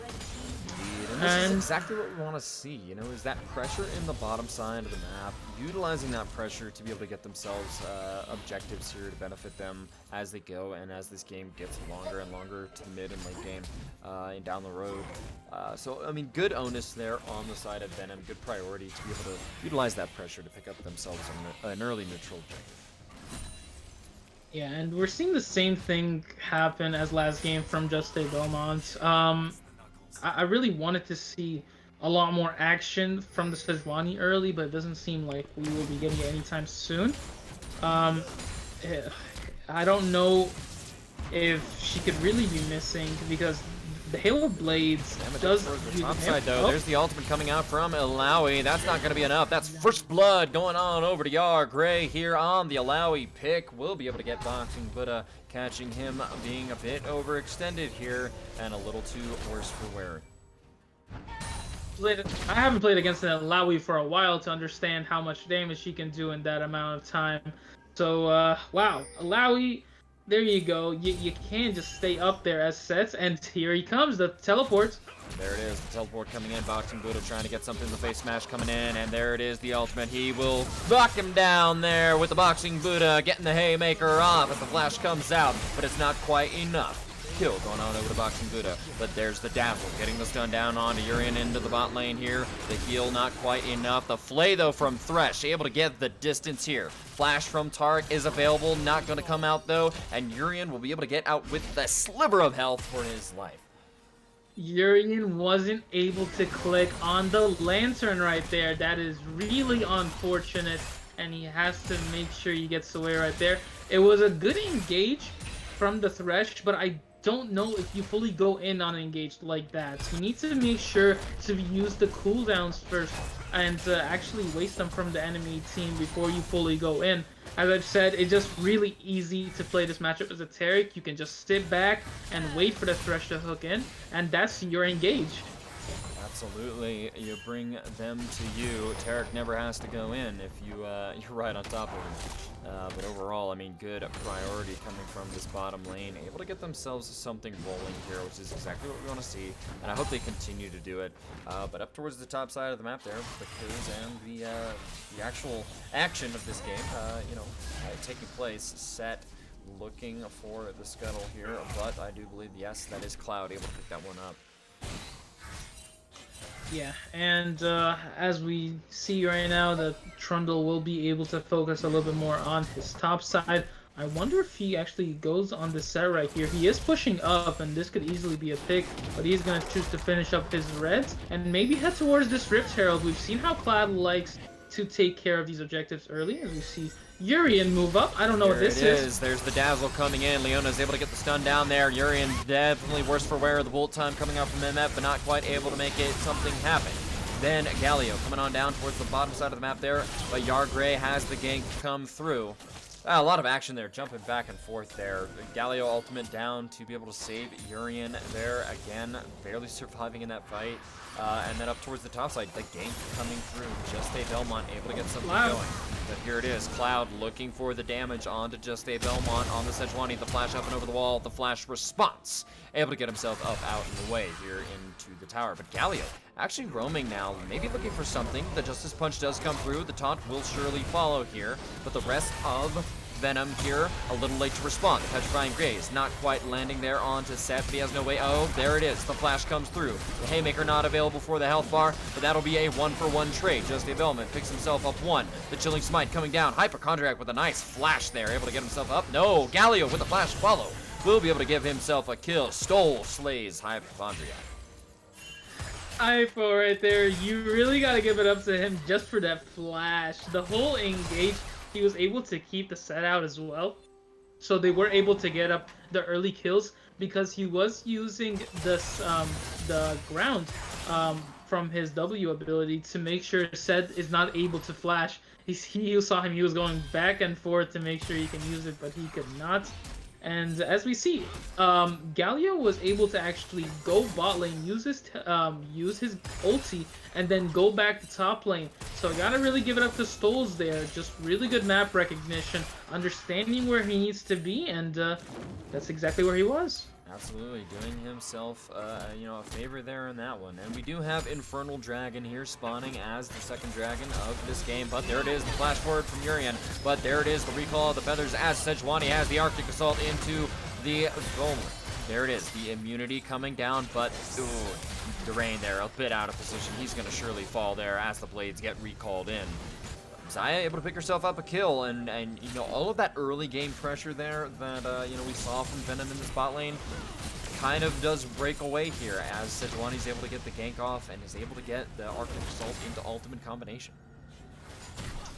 Yeah, and this says he's just gonna have to wait under tower, try to avoid those tentacles coming in from everywhere, making sure he doesn't get caught up because the damage is gonna keep coming. Carbon is able to pick up the dragon though here, as we do see another Cloud Soul. So I wanted something a little bit more fun, right? But the RNG gods will not be able to give us any more of those Infernal Souls, as we do see a little bit of engage on this script right here. And there it is, ultimate coming down from Boxing Buddha as he's able to knock and punch his way through and force a fight here. Still alive, actually. Surviving for a lot longer than we'd expect. The trade kill comes through there. Cloud dangerously low. Herald, though, does fall over onto the side of Venom as they're able to pick that one up. Stoles will get shut down as Hypochondriac's able to pick himself up a huge shutdown there on the Casio. It's like these games are just the same exact game, just with different champions. We saw that same exact Rift Herald play last game. One side getting caught out, making sure they need to start a fight, and then deciding, you know what, this fight wasn't really for us. But we are seeing that push being used. I wonder if they want to use the Rift Herald right now, or they want to actually save it so they can continue this push and make sure they can knock it down in one hit. Yep, trying to get the damage there. Gotta knock it down to at least half health, and they will be able to do it there. If Herald doesn't finish her shit off, it'll be very, very close. No, it should be enough here. Shelly should have the damage to get this one. There it is, knocked down. Red team able to pick themselves up the first turret. Venom doing a good job there. But Fizz here able to get some damage, able to get the Flay and ult slow onto Durain. It won't be quite enough to catch the 80 carry out as the ultimate.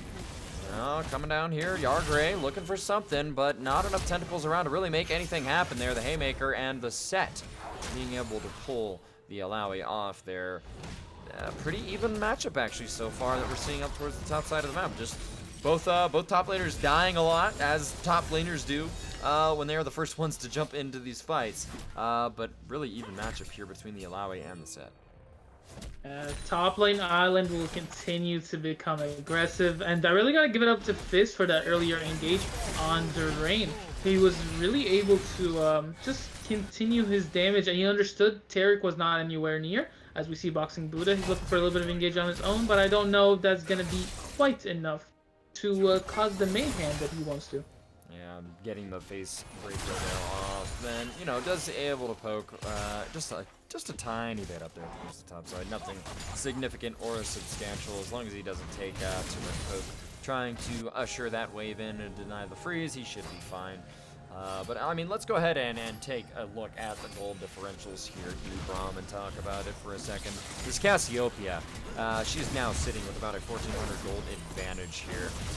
Definitely is dominating and is a late game carry. But down towards the bottom side, here it is. The Arctic Assault and the ultimate coming out from Sejuani, but will go wide. Taric with the ultimate down as well. Trying to get the Dazzle re-engaged, but it will not land, and the Thresh hook also not being able to find its mark in that little skirmish there.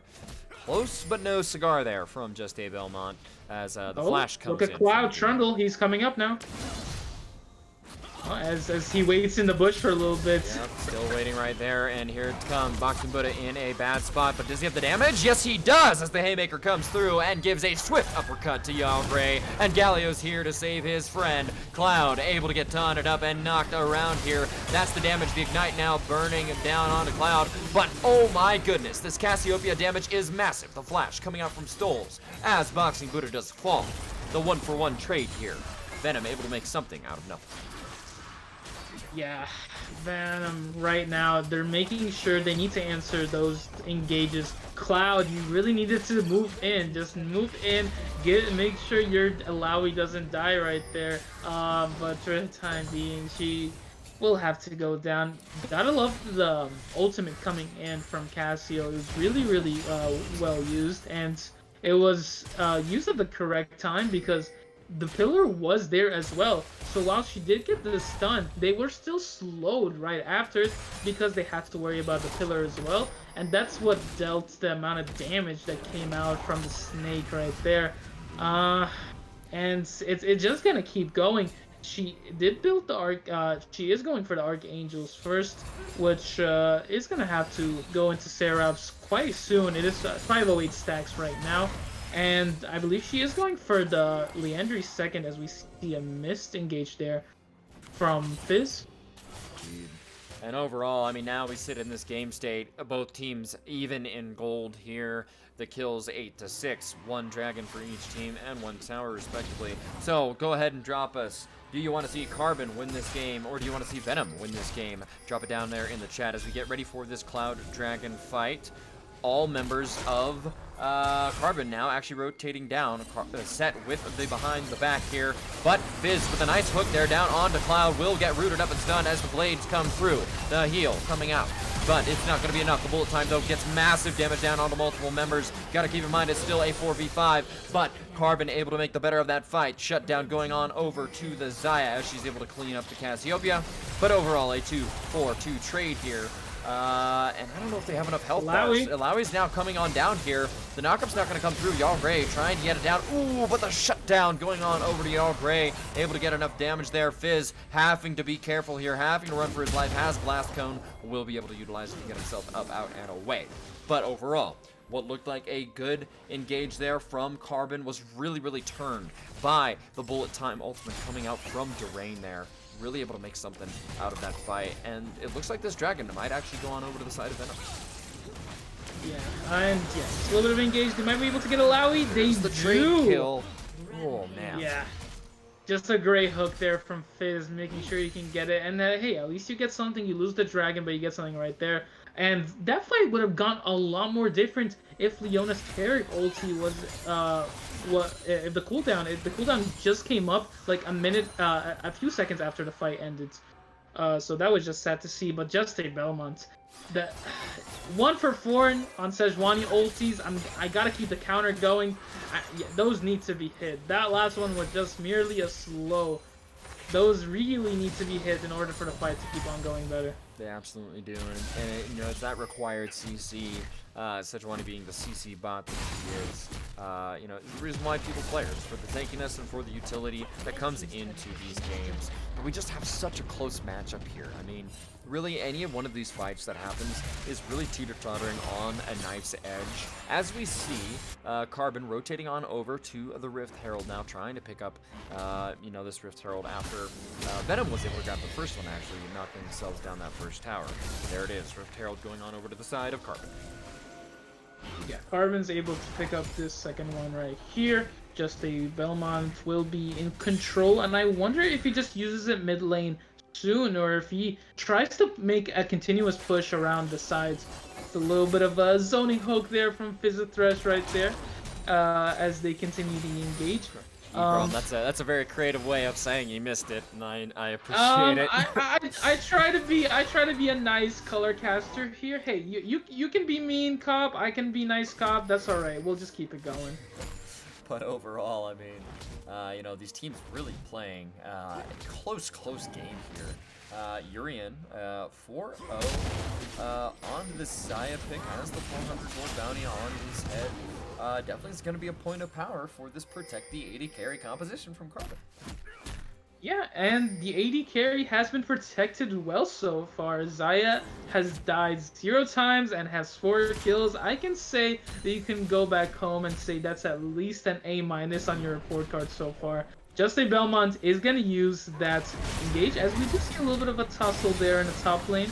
I wonder if it's more than that, but I think Sed just walks away from it. Lowry also there leading He hit But it. the ultimate, there it is, 2, 4, 5, as Just a Build Month's trying to get something started here. The Tarek ultimate coming out there, and the rest of Carbon saying, you know, we're not, there's no point in trying to engage on that. We won't be able to kill them. They can just retreat back under tower. We don't want to waste the cooldowns, overstay, and get caught out, so well played from there. Fizz landing the hook down onto Leona, but not really able to get too much going. Hypochondriac, though, really has a lot of damage potential here with the Archangel Staff and the Leandries on this mid laner. Yeah, once this Leandri is actually able to be used in full effect in these long team fights, then we'll begin to see the damage coming in from the Casio. It will really be something else once we actually see it in full effect. But for the time being, we're just gonna get little glimpses here and there. That'll be fine for it. But yeah, as we do see, 2 for 5 counters so far on this Sejuani ultimate. Hopefully he gets better. 2 for 5 is what, 40%? Let's aim for like a 60%. How about that by the end of the game? Yep, absolutely doable here, as these teams are really vying for some control over the Baron Field here. But again, we've not seen that one team fight that has been completely dominated yet, I think, by one team or another. Oh. We've seen fights happen where, you know, one team fights, they kind of win the fight, and then the other team respawns and engages. So we haven't really seen that 5-on-5 fresh fight yet really just go one way or the other. So, I mean, this game is still anybody's game. It's only a 2k gold deficit here for the side of Venom. And it could be anywhere. I mean, we have a dragon here spawning in the next minute, so I'm expecting to see a fight there. And I think that's really going to give us a good telltale of where the rest of this game is going to go as well. We see all the ultis are up for this dragon fight. Pretty much most of the summoner spells, except I believe for Hypo's summoner spells right there. So this will be a very explosive fight, and whoever executes better will have a huge amount of momentum going into the second half of the game, as we do see that little bit of another zoning hook coming in from the side of Fizz. We do see the set does have the teleport. He's not with the team yet. Not yet, but there it is, coming down, looking for the flank here, looking to find his way into the back line, maybe trying to grab the Cassiopeia or Durain here on the Misfortune, but they know he's there. They're doubling back for him. They know something's up. Trundle's caught out. There it is. There's the hooked off start, but the full time coming out from MF. It's going to be huge damage as Sejuani and Thresh both fall here. Sets on the back line, but there's not enough damage as the rest of his team is zoned. And that is an ace going on over to the side of Venom here. Yeah, for the side of Venom here. Able to get the team fight there. Huge bullet time coming in from Durain here. And unfortunately, the rest of Carbon just completely split up in that fight. We saw Thresh and Sejuani just immediately get bursted down, which meant there was no front line left to be able to protect Urian on the Xayah. Boxing Buddha, having already teleported over to bot and dedicated to the flank, meant that he was basically left alone while the rest of his team got zoned out. So there's no damage follow-up there, and a completely one team fight for the side of it. Yeah, Carbon really thought they could engage right there. I was trying to say that Cloud, if they could have just engaged on Cloud there in the bottom lane, he was surrounded by them, but it didn't seem like they found where he was. They thought they could really go in there, but what you understand is that in order to play these fights, you really have to worry about the Tarek ultimate. I will keep mentioning it until they actually worry about it as much as they need to. They need to fully go in and then take one step back and make sure to time ulti out and then go back in. That's really how these team fights are gonna have to go, or the Tarek ultimate is gonna take away everything they've been doing. It really is here, but the Dazzle coming in, not quite able to land onto Boxing Buddha, able to get himself out and find some safety there. But this Baron buff's really gonna, you know, I think break the game open here a little bit. I mean, we saw that team fight go so poorly for the side of Carbon.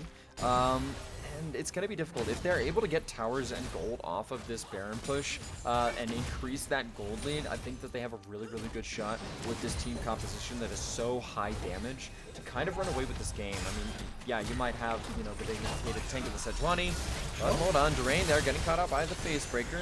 Nothing too crazy here, but there it is, Cloud with the Icy Pillar there, able to get Kiz out and caught out. That's going to be a kill just going straight on over to the side of Venom here. Unfortunately, Fizz not able to really do anything with it. And Sejuani, I believe 3 for 6 now? Right there. Not yet. Just right there. We're getting closer to our goal, but it's gonna be a little bit harder. Yeah, they're look at how they're actually moving in right now. Venom is sending 2-2-1. They understand Alawi doesn't need any help. They're making sure their bot lane is alone, and then Cassio is being protected by Cloud right here, who is able to continue with the CS. And with that, they engage Hypo. There it is. Coming on through here, the ultimate coming down from Urian here, trying to find some safety here, but Cloud just able to get the dive down onto the AD carry. Knocking that pick down on the way here. Good play here coming in from the side of them, and able to use this Baron buff to their advantage. Sieging the towers here, able to get the top one, and the bottom one looks like that will fall here soon as well, as Alawi's able to pick that up. Man, I mean, good Baron push here from the side of Venom. Venom able to get these gold, the standing gold in the form of towers. All 3 of the outer turrets now falling. Just the base turrets left here, and they still have time left on the Baron here. The middle lane, they will keep even going. The middle lane inhibitor turret is dead. I mean, it's gone. It's just gone like that. There's no pressure here from the side of Carbon, as their remaining team members are now just finally spawning up. Ooh, but the Thresh hook there, able to get Cloud caught out here as he gets knocked up and taunted. A lot of damage coming down, but he has some sustain to be able to keep himself alive. But the second hook coming through has to seal his fate, right? Cloud, though, really fast, is able to throw down the pillar there. Okay, Sejuani being able to throw out the bola there, able to lock up the kill. Man, that Trundle really surviving for quite a long time there. He's probably going to have Bork money, I think, at this point. Maybe not quite. Yeah, it seems like Cloud is trying to go for this work right now. He did start with the Deadman's, but with that, it was a really good push. They were able to take down, what, 3 turrets in the top lane, like 2 turrets in the bot lane, and 2 turrets in mid lane. So that was the best you can ask from a Baron push right there. And with that, they still have enough control to be able to just go straight for this dragon, where they can potentially pick up the soul. This could be a very impactful soul with how their ultimates are used, because Hypo very good with the Cloud ultimate. That Cassio could really use that movement speed after her ultimate has been cast. Absolutely, same for Cloud here as well. You drop the Subjugate, and then all of the CC that he can provide and the speed up to himself really does benefit him to be able to run down these targets here as the team fights progress here. Hypochondriac, though, not going to, yep, she's going to be able to, I'll say dodge the hook there, and the ultimate bola coming out from Sejuani there. Not going to be able to land here. And the Cloud Dragon has now spawned. That's an ultimate now down. A huge key teamfight ultimate down for the side of Carbon here.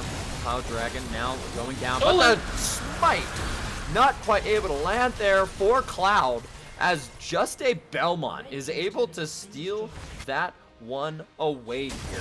Able to keep Carbon in the fight for Soul here. What a fantastic smite. That is a huge win for Carbon. Not just the steal by just a Belmont, but Seth was able to go for that mid tower and to just take it down on his own. Really well done on their end, using what they have. But here's the problem. Now they're coming in full force. And look, it's open inhibitors on top lane and mid lane. And it seems like they're fully going in for that mid lane one. Is trying to land the hook there, trying to buy himself some time. Set is not quite here, and Venom has all 5 members. The middle lane inhibitor will certainly fall. The top one now next to follow. Boxing Buddha, though, with the teleport on the flank here, looking for the misfortune here, trying to find something. There it is. There it is. The ultimate coming from Sejuani, able to find something, but Alawi with a huge ultimate is able to knock down 1, is able to knock down 2. The kills are coming through. Hypochondriac able to go unstoppable now on this Cassiopeia. Cloud running down Urian here as he's getting some tower aggro. The damage, though, will it be enough? And the flash forward actually coming from Urian. Extremely aggressive, but he's going to cost his life here. Overall, massive team fight ultimate here from the Alawi, able to get a huge amount of damage off. What a game we had, bro. Yeah, and as we see, they're pushing it in here. They want to make sure they end Look at these timers. These timers are going to take a while before anyone with damage comes back. They are, and now the Nexus turrets are falling. The first one is down. The second one soon to follow. The rest of Carbon here trying to fight back here, but Venom is concise. Venom is dedicated. They are putting the damage down onto the Nexus turret here, and in game 2 of this best of 3 series, Catalyst. Wow, what a game here. Venom able to make this happen and bring this Catalyst Esports best of 3 series to game 3. All right, is it time for Silver Scrapes? Is it gonna be coming out idea? Are you gonna be able to grant the fans what they want? We can definitely make it happen here in production. You know, and hopefully we won't be muted as we go into the next pro draft. I apologize, ladies and gentlemen. Sometimes that is what happens on the cast broadcasts.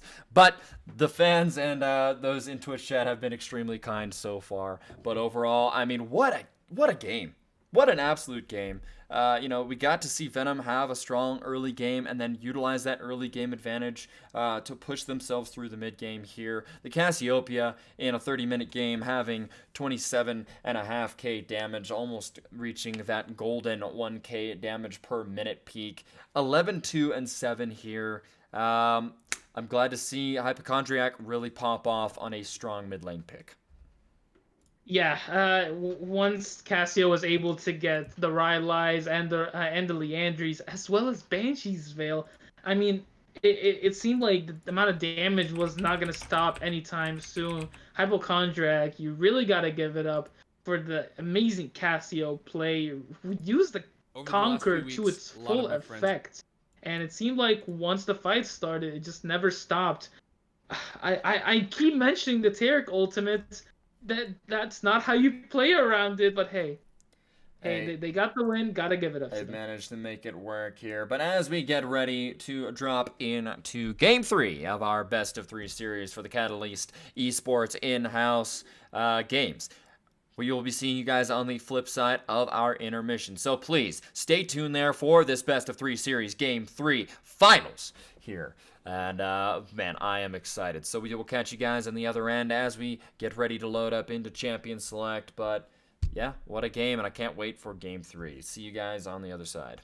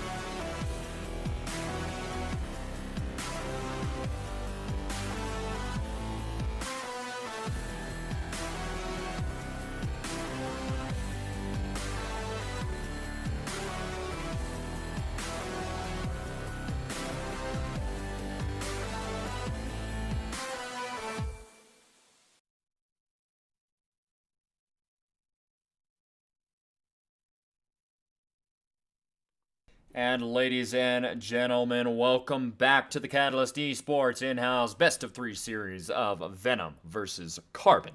And my name is Idea PC. I am brought to you with my co-caster Ebrom here on the casting desk. Again, Ebrom, welcome on back. And man, we have ourselves a very, very exciting Game 3 in this best of 3 series.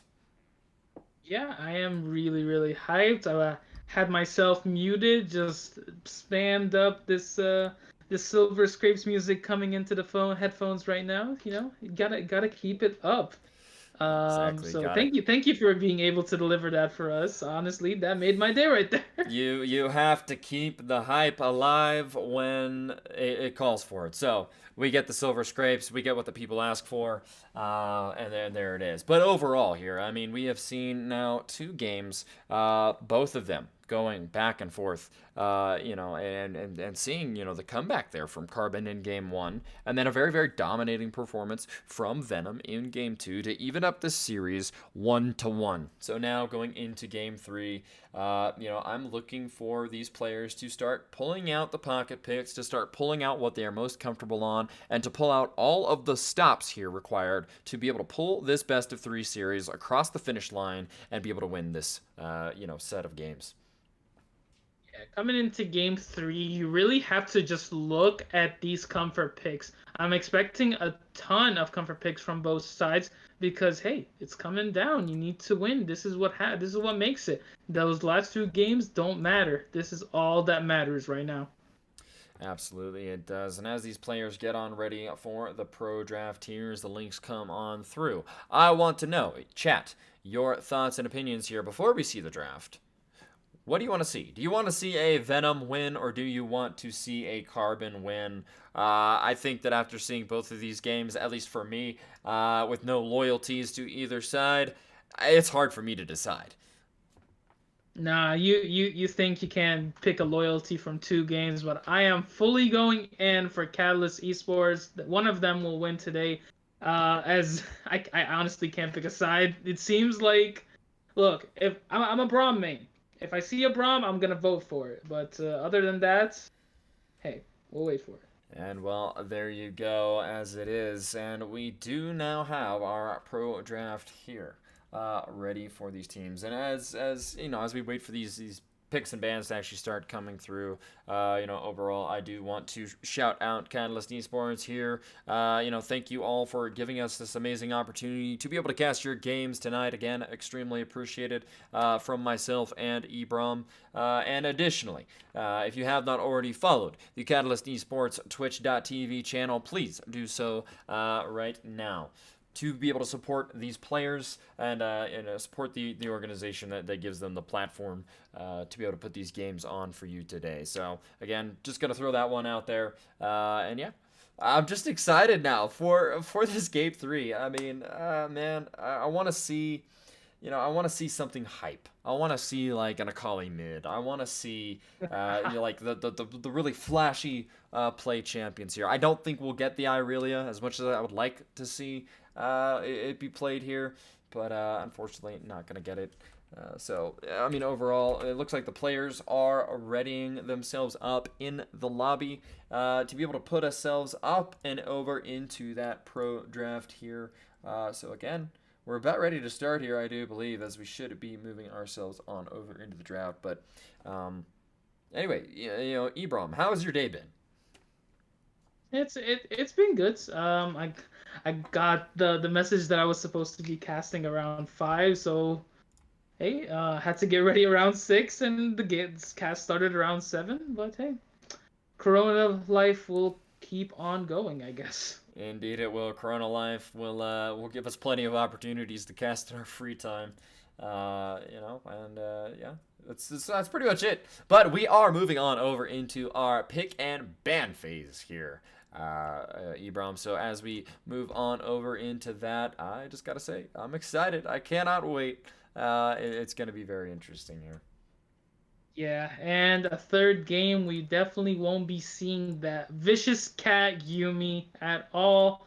It seems like Project has started and Yumi has been banned yet again. And honestly, I'm very happy with that. get that animal off my Rift.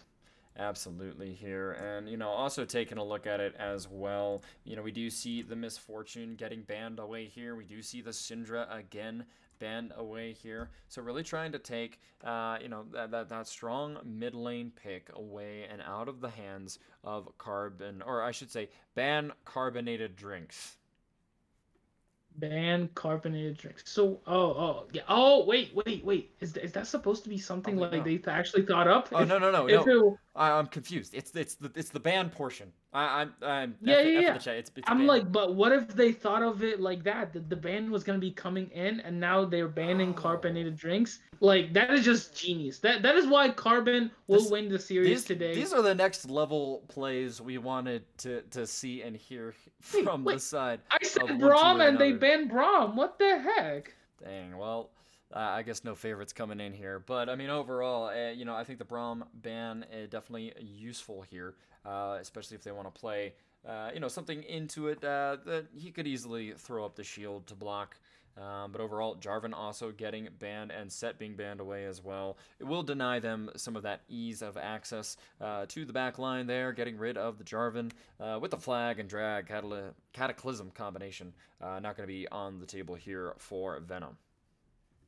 Yeah, I'm really looking forward to this first pick. It will be Here an it is. Ezreal coming in from Venom right there. I want to see what support they actually paired the Ezreal with. Do they go with a roaming support that can leave the Ezreal alone, deal with his own problems in the bot lane, or they go for some sort of late game enchanter support that can stay with Ezreal through the lane and wait until he gets the power spikes to keep it on going? But hey, Varus has gone through the ban phase, and guess what? There he is. Carbonated drinks, their own. They pick him up. Indeed, and he has some of the most common presence in pro play that we've seen of almost any champion in a very, very long time. Varus has been picked or banned in most of the professional games. I think it was almost a 100% rate. It's If that didn't change this actually weekend, technically it 120% still is because okay. Yeah, he was I'm not even joking because he was technically picked twice in a blind pick game in yep, I believe the midseason cup between the LPL teams and the yeah. LCK teams.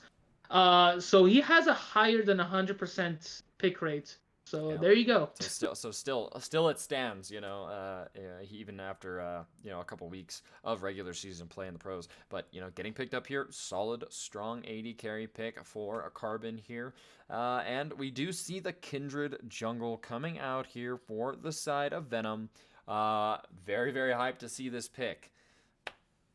Yeah, I am really looking forward to this Kindred. Kindred has been a bigger part of the meta recently, and she's put a really weird spin on her own meta with how her ultimate has changed the fights. But the pick I am really looking forward to seeing is this Camille pick right there. Camille has also been propping into the meta as some sort of counter pick, but just Camille as a champ in the hands of a skilled player can be devastating, and we've seen what Carbon can do with Buddha. So let's see if we can do it again with Camille.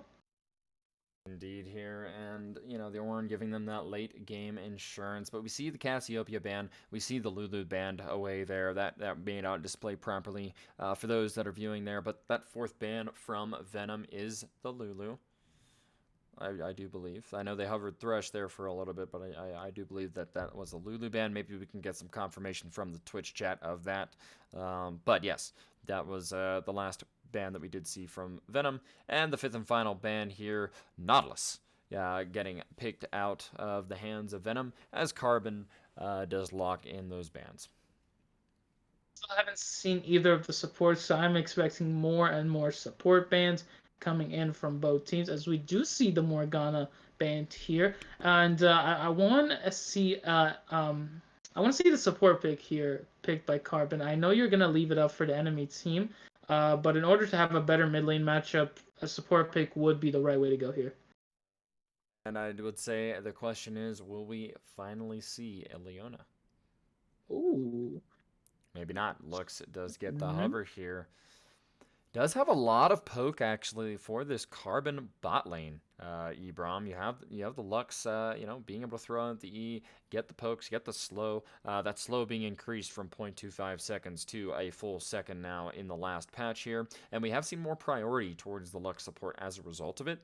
And if this is lethality various, we should expect to see a lot of high kill pressure towards the bottom side of the map. Definitely will be a problem if they do let this bot lane go to waste with the lethality Varus still being in the meta somewhat. He is being kind of overshadowed by the actual auto attack on hit Varus, but we will see a third Taric in these games coming in. So I do wonder if this is a Lux support because it definitely could be a flex from mid lane and to support. And I gotta say, big props to Carbonated for not really showing their cards yet. Absolutely here, and they're gonna get that counter pick that will be so vital to them towards this mid lane. But I mean, again, it's not we're not strangers to seeing. Yeah, this is interesting. Okay, the Olaf. This Is it Strundle support? This is If this it is is pretty spicy, Ebron. spicy, it is. I'm gonna guess it's Trundle support coming in here. Honestly, I'm a big fan of it, and if it is played well, it is very useful. With the pillar, the slows are very very versatile. Just being able to use them in the bot lane, especially as with someone like Varus. Um, Other than that, I can't really imagine what it would be. Does give them some good synergy. We could still see Olaf played up towards the top side of the map as well, but with the Camille pick locked in, it's kind of hard to tell. This Carbon draft definitely has me kind of reaching for where these roles are going to go, and I'm very interested to see exactly what that is going to end up looking like. And additionally, I was going to say before we saw the Olaf locked in there, we have seen Ornn occasionally played in towards the mid lane. And so, it could be that Vladimir up towards the top side, they have the ability to flex those picks to give themselves the matchup that maybe one laner would prefer over the other. So that still is an option on the table here for the side of Venom. And I think overall that there is some flex potential from both of these squads here. And it's going to be interesting to see what they decide to end up going with. Yeah, it really will be. I'm looking forward to see what we actually get in the actual draft phase as we head into it soon. Ornn mid was a pretty big part of the meta earlier in the season. It has kind of fell out of the meta as Ornn has been receiving his own nerf after nerf after nerf, as the sorcerer, the blacksmith himself, is gonna continue to receive the nerfs because he needs them. I wouldn't even be surprised if Ornn support continues in the meta because Ornn support has kind of been slowly itching its way back into the meta as well. It has indeed, and we do see it occasionally in those solo queue games. But again, I mean, we're going to see it here, who the top lane picks are here very shortly, which should give us a good idea of what the rest of this draft is going to look like. And I think overall, we're in for quite a game here. Definitely, both teams drafting some interesting compositions here for a hype Game 3 in the Catalyst Esports in-house best of 3 series between Team Venom and Team Carbon here. So overall, I mean, I can't wait. I can't wait, Ebrom. I thank you for color casting with me as well. It's been a great experience and maybe a bumpy ride at times on the broadcast, but we've managed to make our way to Game 3 without complete and total failure of the machine that keeps on rolling. And here we go. There's the Ornn going up into the hands of the Venom top laner. So, interesting to see if they will decide to flex him up and around, but most likely an Ornn top. Yeah, slowly we will get to see. Just pick it already. Just do it, and it most likely will be the Trundle support. I am absolutely hyped for it. You called it. I have been playing enough Trundle support to finally know that this is my moment, unless they pick it mid lane here and then I just cry and tears come out. But no, Lux will be going mid lane, Trundle support will be coming out, guys. I yeah, I'm expecting him to go like Guardian and then rush Zeke's into Knight's Vow. That seems to be the build that Trundle would go in support lane, especially in a lane like that. But I still wonder if that's the pick you want to go against the Taric. It seems like when the Taric gets picked up, I want to see poke. I don't want to see high engage like the Braum, like the Thresh. A poke is the way to go when you see a Taric on the enemy team. I absolutely do think so. And, you know, the Trundle wanting to kind of run in there and get his face into the gravy in that fight, it's going to be hard with the Dazzle coming out from the Taric being able to get the stun off and kind of deny maybe some of the engage potential that this Varus and Trundle bottom lane would normally have. You know, so maybe we're looking for Varus to get the Chain of Corruption to land on one of these targets first, but it's going to be difficult, right? Being able to burst down the Taric as he does build a little tankier, and Ezreal being as elusive as he is, you know, it's going to be hard to really find him out of position. Yeah, but if Ezreal is caught out of position, it really is a doom because Oh, no question. I've mentioned this, but the CC that comes from Trundle support is very, very deceptive. Just because you are upgrading your pillar instead of your Q or your W early on, the slow is just that much better. Also, just that little slow on the Q from the auto attack that eats is just very, very useful as well. But the thing is, the Trundle ultimates will not have its full use until they actually see the Ornn there in the top lane. Taric, as much as you can call him a tank, he's not really that tanky, and he's like a pseudo enchanter that's in a tank's body. He wants to enchant, but he wants to try to tank up what he will.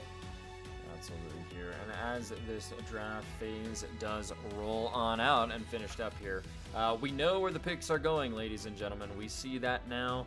And we will be moving on over into our intermission. But again, I do want to thank Catalyst Esports for allowing us to broadcast their in-house as we get ready to load up into Game 3 here of this best of 3 series between Venom and Carbon, the final matchup here to decide who will take the victory in such a hype series. Do not change your browser and catch us on the flip side of this intermission. We can't wait to see you on the Rift.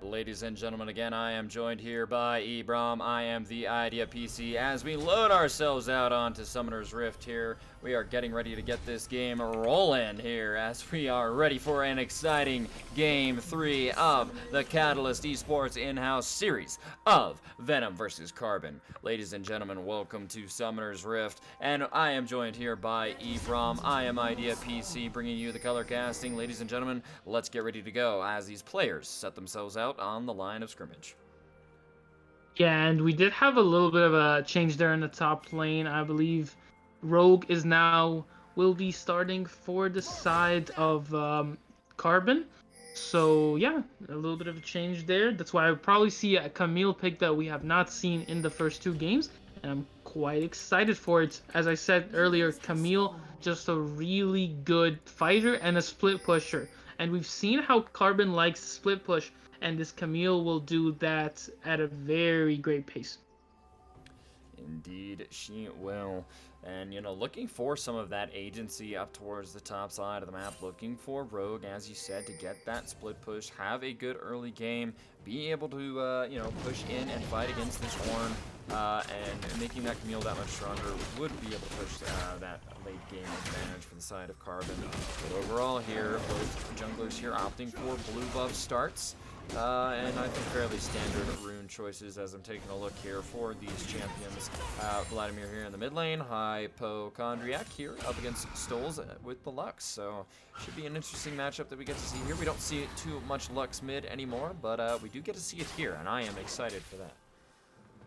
Yeah, Lux got a little bit of a buff a few patches ago, and it made her feel a lot better. It was including her E.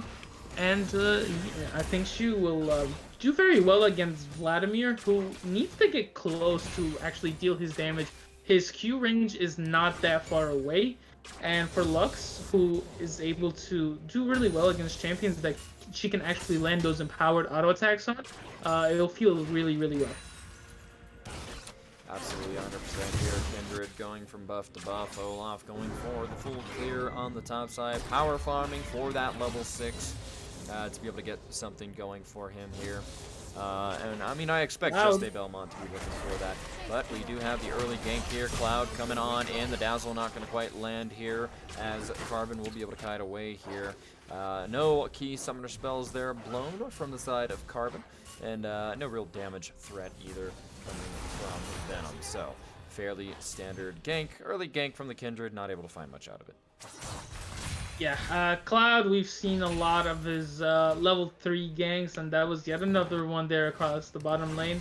But sadly, Kindred doesn't really have the ganking potential of someone like Trundle. He's gonna go in on Stoles, but Stoles should be able to run away. He had the Q ready just in case. And with that, they're looking to actually maybe catch them out a little bit so they can help them out. It is. And Leona does get, put in kind of a bad position there with the pillar coming up from Trundle. It will take a little bit of damage there.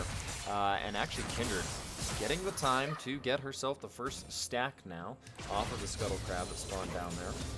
So she will be able to pick that one up despite being on vision for it. Hypochondriac though taking quite a bit of damage on this Vladimir, like you said. Stoles getting the early advantage here on Lux. Yeah, and Kindred slowly getting those marks. She was able to get that Scuttle Crab, even though the side of Carbon were moving up, but that goes right to Cloud's pockets. And it seems like Kindred will continue to look around this bot lane. She really values how the Deranged does in the early game. And yeah, she might be going for another gank right now. Yep, definitely hovering down there, and also up towards the top side. I mean, we see the damage, coming in, and the pressure from this Camille pick into the Ornn. Kindred, though, spotted out on the ward there as the danger pings come in from the side of Carbon. They will be able to back themselves away. The light binding there not quite landing from Lux in the mid lane, but that's okay. She's still got the pressure she needs, and the junglers are nowhere to be found, so she should be able to continue to push this Vladimir in. But we are seeing a CS differential now starting to generate itself up in the top side of the map. Mystic Rogue, at least for now, getting the better of the Ornn. Currently sitting with a 13 CS advantage. Ornn will be able to pick up a little bit of that now, making it 10, but overall, definitely early advantage going on over the Mystic Rogue. Yeah, and as well, you gotta give it up to Stoles, who is really doing really well in CS against this Vladimir right here. Big fan of this Lux pick, and I think it'll work out really well, as we might see a little bit of an engage around this bot side, but it just seems like they are getting ready for this dragon. It's kind of weird to see that there's an Olaf and Trundle on the same team. Well, I guess I'll just have to get used to it. Absolutely. And Cloud actually coming up here towards the top side, looking to get something down on this road, but he does have the ultimate available. We'll drop that down now. It's going to get some damage down on Cloud, but Ornn here with the Burn coming down here. The flash forward from Cloud here, able to get the last hit, and that's first blood going on down over to Cloud as Kindred picks up one in the top lane. Well done from Cloud there. You gotta really give it up to his engage. He's making sure to gank the lane, giving them a better lead in the early game as they're looking to withstand it. He was able to get the kill, which is probably the way to go right there. But the thing is, down in this bot lane, Urian will just continue to poke and poke and poke. Lethality Varys does not mess around in the bot lane at all. And he'll just keep doing his thing. Yep, taking the comment there, able to get a little bit of poke damage down here, and still even in CS. So Durain there doing a good job on the Ezreal here, able to get himself something going here, but is going in for Urian. The dazzle will not land as he sidesteps to avoid Fizz here on the Trundle. The slow comes through. Urian, no mana available there to really be able to fight and get the long range poke down, and Kindred is showing her face. They do not have a ward. This Carbon bot lane has to be careful. Kindred now coming in here, able to get some damage down onto Urian, but Fizz will be there. The dazzle not gonna quite land there. That will be a disengage here. Carbon able to back up and avoid the gank from Cloud. The movement speed there from Trundle's W really making sure to save him there at the very end. If he doesn't have the movement speed and he doesn't use it, he does get caught up by Leona right there, and he would have to use the flash, but Cloud continues his ganking, and it just seems like Juste Belmont will continue his farming as they have been doing for the past 2 games as well. These junglers understand what they're good at, and they'll keep it up. That CS differential though, I'm interested to see if it will rear its ugly head depending on how this game continues to go. York Gray trying to get the knock up there on Mystic Rogue, not going to quite land. The Bellows Breath won't be able to get his stack off. But it's okay, and Your Gray able to manage against the Camille so far. So the fact that he's not hemorrhaging the lane, I think is really, really beneficial here for him on this champion. Obviously, the dueling potential of Camille is pretty great, But as Ornn, if you can go even, or even if you're only slightly behind in your lane, I think that's a positive move for me. Yeah, Ornn will continue being Ornn. If he's behind, he can just be used as a CC bot on its own. And if he's that much behind that he can't even get in, you still have your ulti. That's still quite useful on its own. That's why he's such a good pick. Because if you do fall behind, you're still as useful as ever. Vito off here, just continuing to roll out the farm, clear. Able to get the red buff there, and it's going to go back now. And if we actually go ahead and, I'm curious, Ebron, oh, hold on, Light's Binding landing here. Lux with the final spark, able to pick up the kill. Stoles takes out Hypochondriac there in the mid lane. Was not expecting that one there, but nicely timed to be able to pick up the kill there from Stoles off of the Vladimir. That was so good from Stoles. He waited out the pool right there, and he understood he needed to do that. As we see a little bit of engage here from Rogue. Yep, Mystic Rogue going in on Yargray. He should have enough distance to be able to back himself away. And, you know, the Venom, you know, trying to get something rolling here. Teleport now coming out from Hypochondriac towards the mid lane here. Mystic Rogue going back in, getting some damage on to Yargray here in the top lane. But we do see some priority now towards this bottom side. For Carbon. They have been pushed in for the majority of this game. For the first 10 minutes, we've seen multiple ganks from Kindred come and go, with not as much success as you would hope, and probably going to be pressuring this next dragon that will be spawning up here. At least we know the first one's a Cloud, Ebron. We're not going to get another Cloud sword. Not another one. Thank the Lord, as we do see a little bit more of an engage from Rogue. Oh, but he goes in there, able to get the ultimate down. We'll follow the flash in, call the fourth god, able to follow, but now we have an engage down here towards the bottom side. The ultimate coming in from Tark will be able to disengage from the fight. Mr. Rogue able to back away here. Cloud now, though, here in pursuit, looking for the kill. Will be able to get some damage down, but not quite able to get him to fall. Man, yeah, good movement here from Cloud in the jungle to be able to respond to these lanes. You know, he's had the first successful gank, but now the turret dive potential is real here in the bottom side of the map. There it is. Trundle being able to take up the tower there, has one more shot left in him. Will he be able to survive? Yes, he will. And the kill goes on down. He is unstoppable on the Olaf, but the turret shot will find him. There it is. 1 for 2 trade here in favor for the side of Carbon. Able to eliminate that bot lane. Will be able to get themselves some priority possibly on the dragon if the bottom lane decides to rotate. They do have prio mid. Interesting to see exactly what we see. Carbon right there. That was actually pretty well played on their end. Gotta give it up to Fizz. Ooh, oh, he might go down here. Here it is. Fizz is in some trouble here. The heal having to come out here from Urian, but the flash forward from Cloud will be able to secure himself the kill. Fizz, no, yes, there it is. Cloud able to pick himself up one there off the back of the Ezreal teleport. And the summoner spells there getting blown. Both the exhaust and the flash. The heal as well from Urian coming out. It's a lot of summoner spells blown from this Carbon bot lane. Yeah, I was about to just say how well Fizz was handling the turret pressure. And oh, engage. There it is. Final spark coming out from Stoles. And the damage here on a knife's edge. But Vladimir Hypochondriac will be able to pick himself up the kill. Getting revenge for how Stoles did him dirty there earlier in this game. Able to go and trade a kill back towards the mid lane. But the dragon there as well. Going on over to the side of Venom will give them that passive heal. We'll be able to assist Yargray up here in the top lane with the extra healing to kind of survive some of the difficult trading that he's had to deal with Mystic Rogue. But the Pillar of Ice there, landing down towards the bottom side. Durain able to just, you know, jump his way, blink his way out. Nothing too crazy going on. Yeah, and with that, we will be getting an Infernal Soul this game, which is honestly really great for both sides right here with how much they have to poke. Rogue going in here. Conqueror will be procs, but I think he'll just back away there. Ornn is still Ornn. He will be as tanky as ever. And it seems like he did pick up the, I believe it was the Balmy Cinder. Oh, as we see a little bit of engage there. Durain using the ulti, but not getting the best use out of it right there. And you know, again, interesting itemization coming from the Ornn. We see, I don't even know here. You know, Glacial Shroud, Warden's Mail coming in here. Yeah, Frozen Heart, I Yeah. believe, is what they're going for right here. Indeed. Well, I don't know. Yeah, it's not typical Ornn itemization, but I mean, they're 1-1 in the series so far.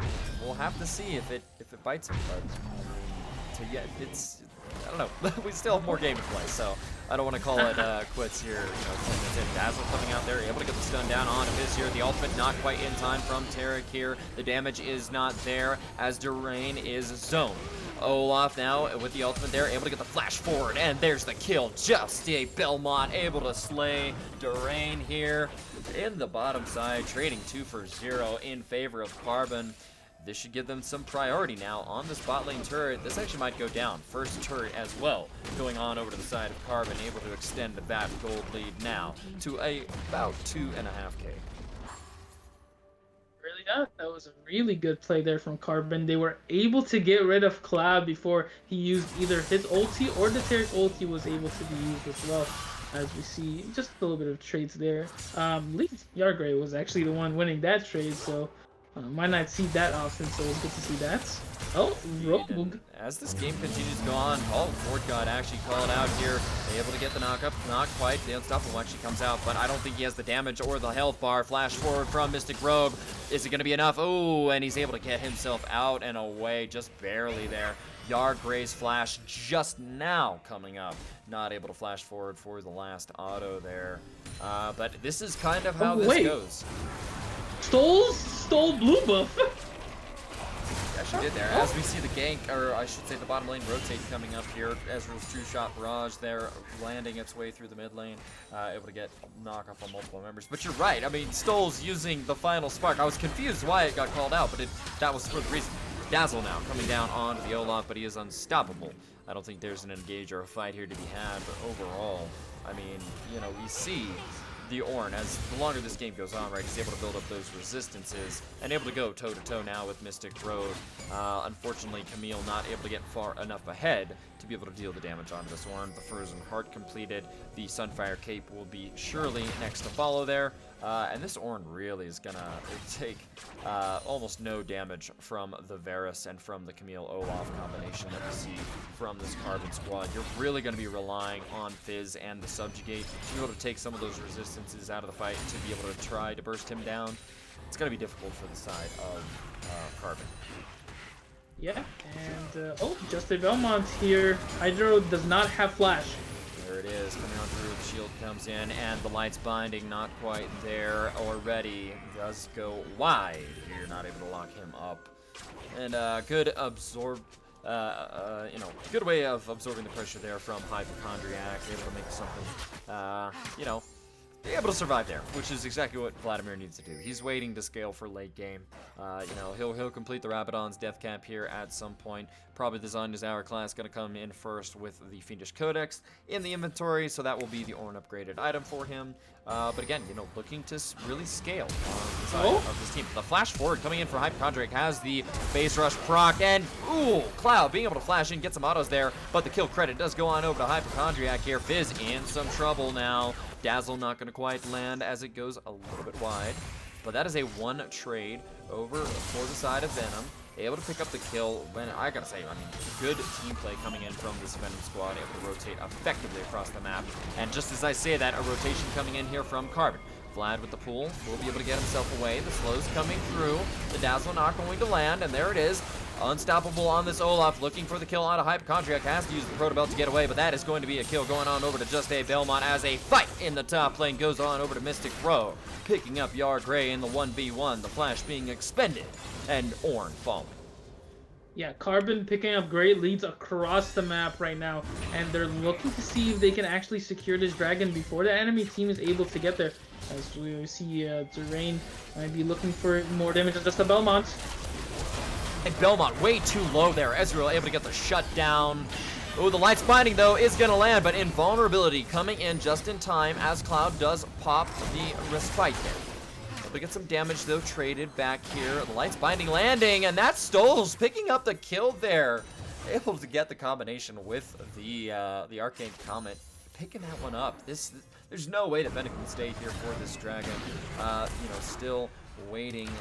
Not enough teammates here, but they should be able to do enough of a job to poke the Carbon squad out. Yeah, that was just really well done from Carbon. Understanding they just need to poke. They don't need to fully go in, what it seems like they are doing right now against their Rain.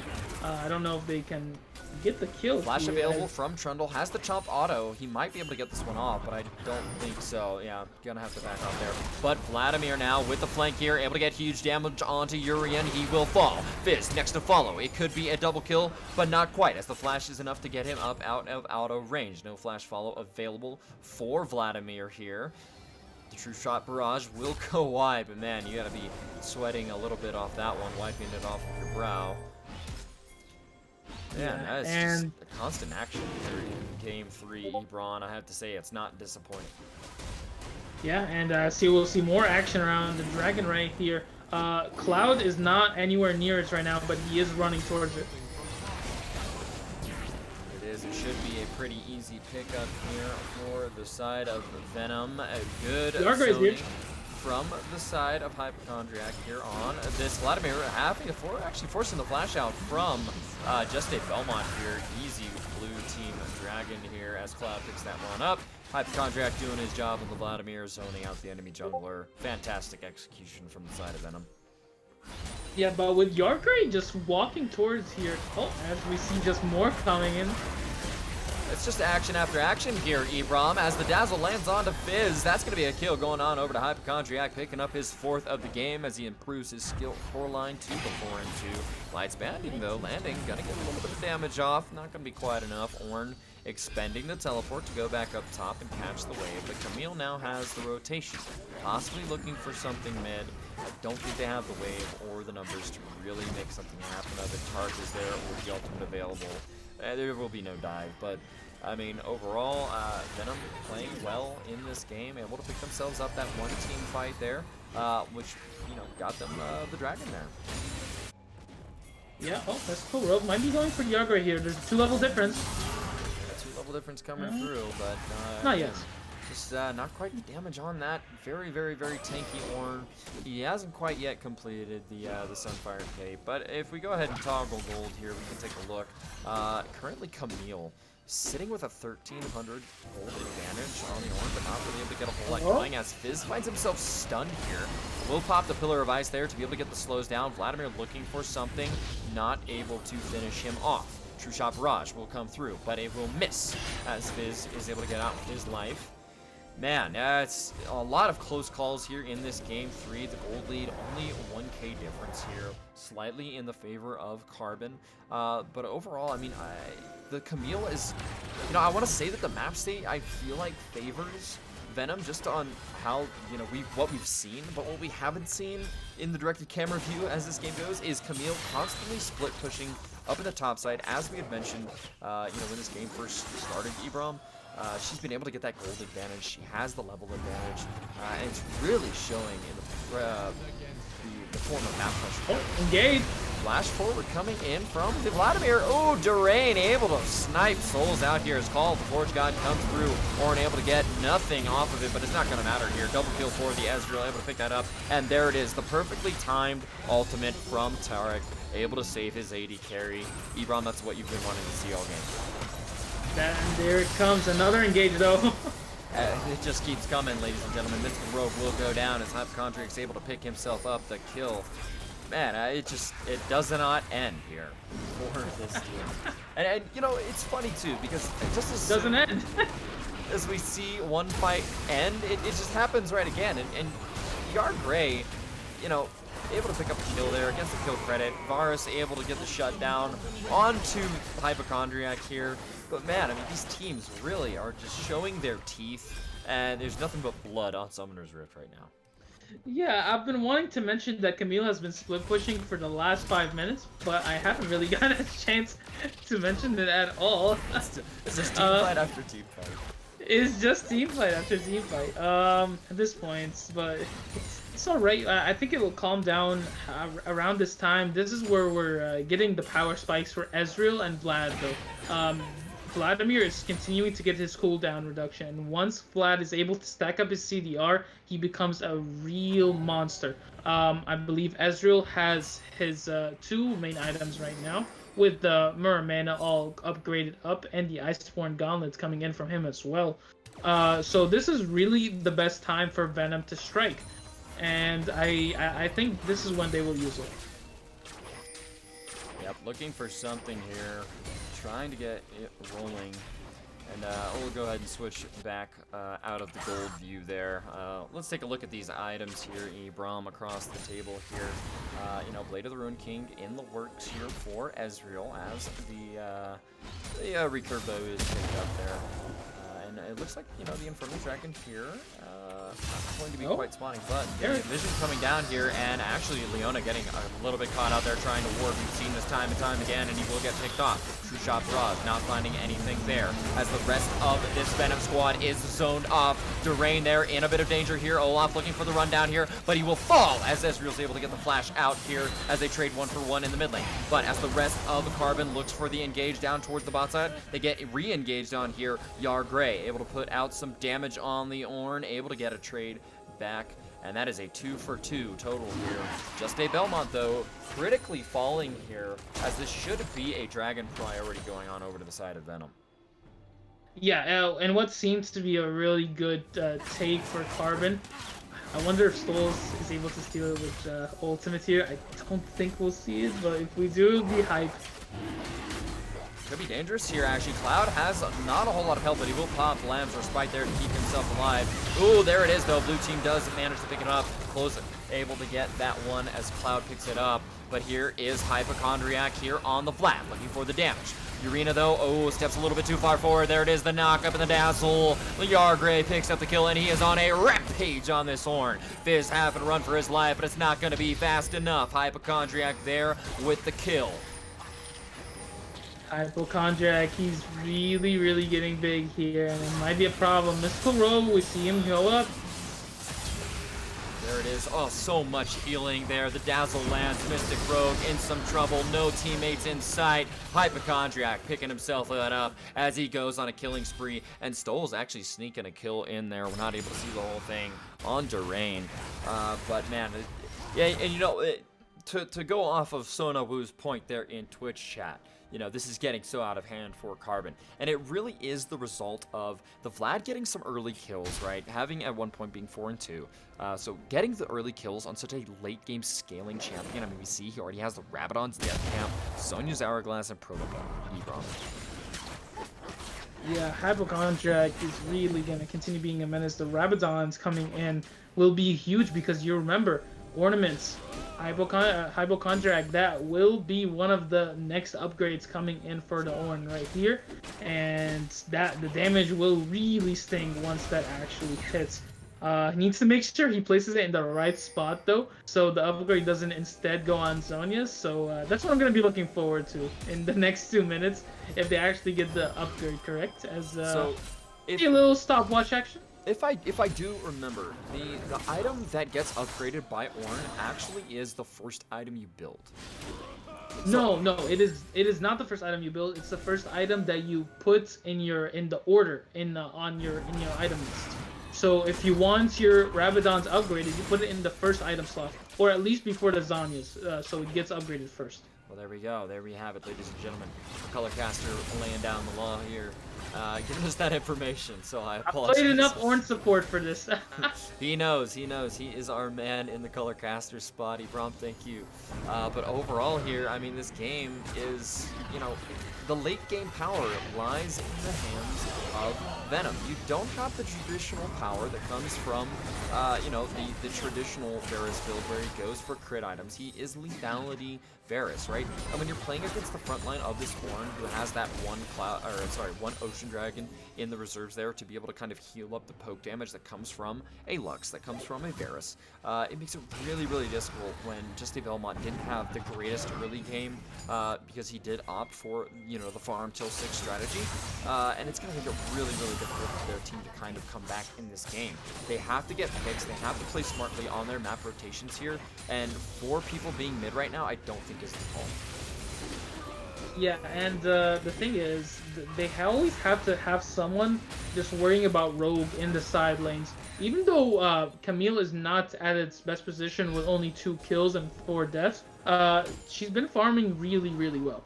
So that will continue into the side lanes if no one is able to stop this Camille. They are sending Yardray to be able to handle her, but once she actually picks up a third item and she's able to just consistently get all her damage on this Ornn, she will really start dealing the damage out as well.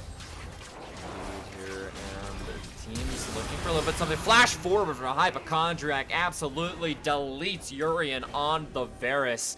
Don't blink, ladies and gentlemen, or you may have missed it. Hypochondriac popping off. His damage potential is absolutely insane on this Varus. I mean, we go ahead and we take a look here at his champion. We can see he's currently sitting at 467 ability power on the Vlad. Is absolutely massive. Actually, up towards the top lane as we took a look at that.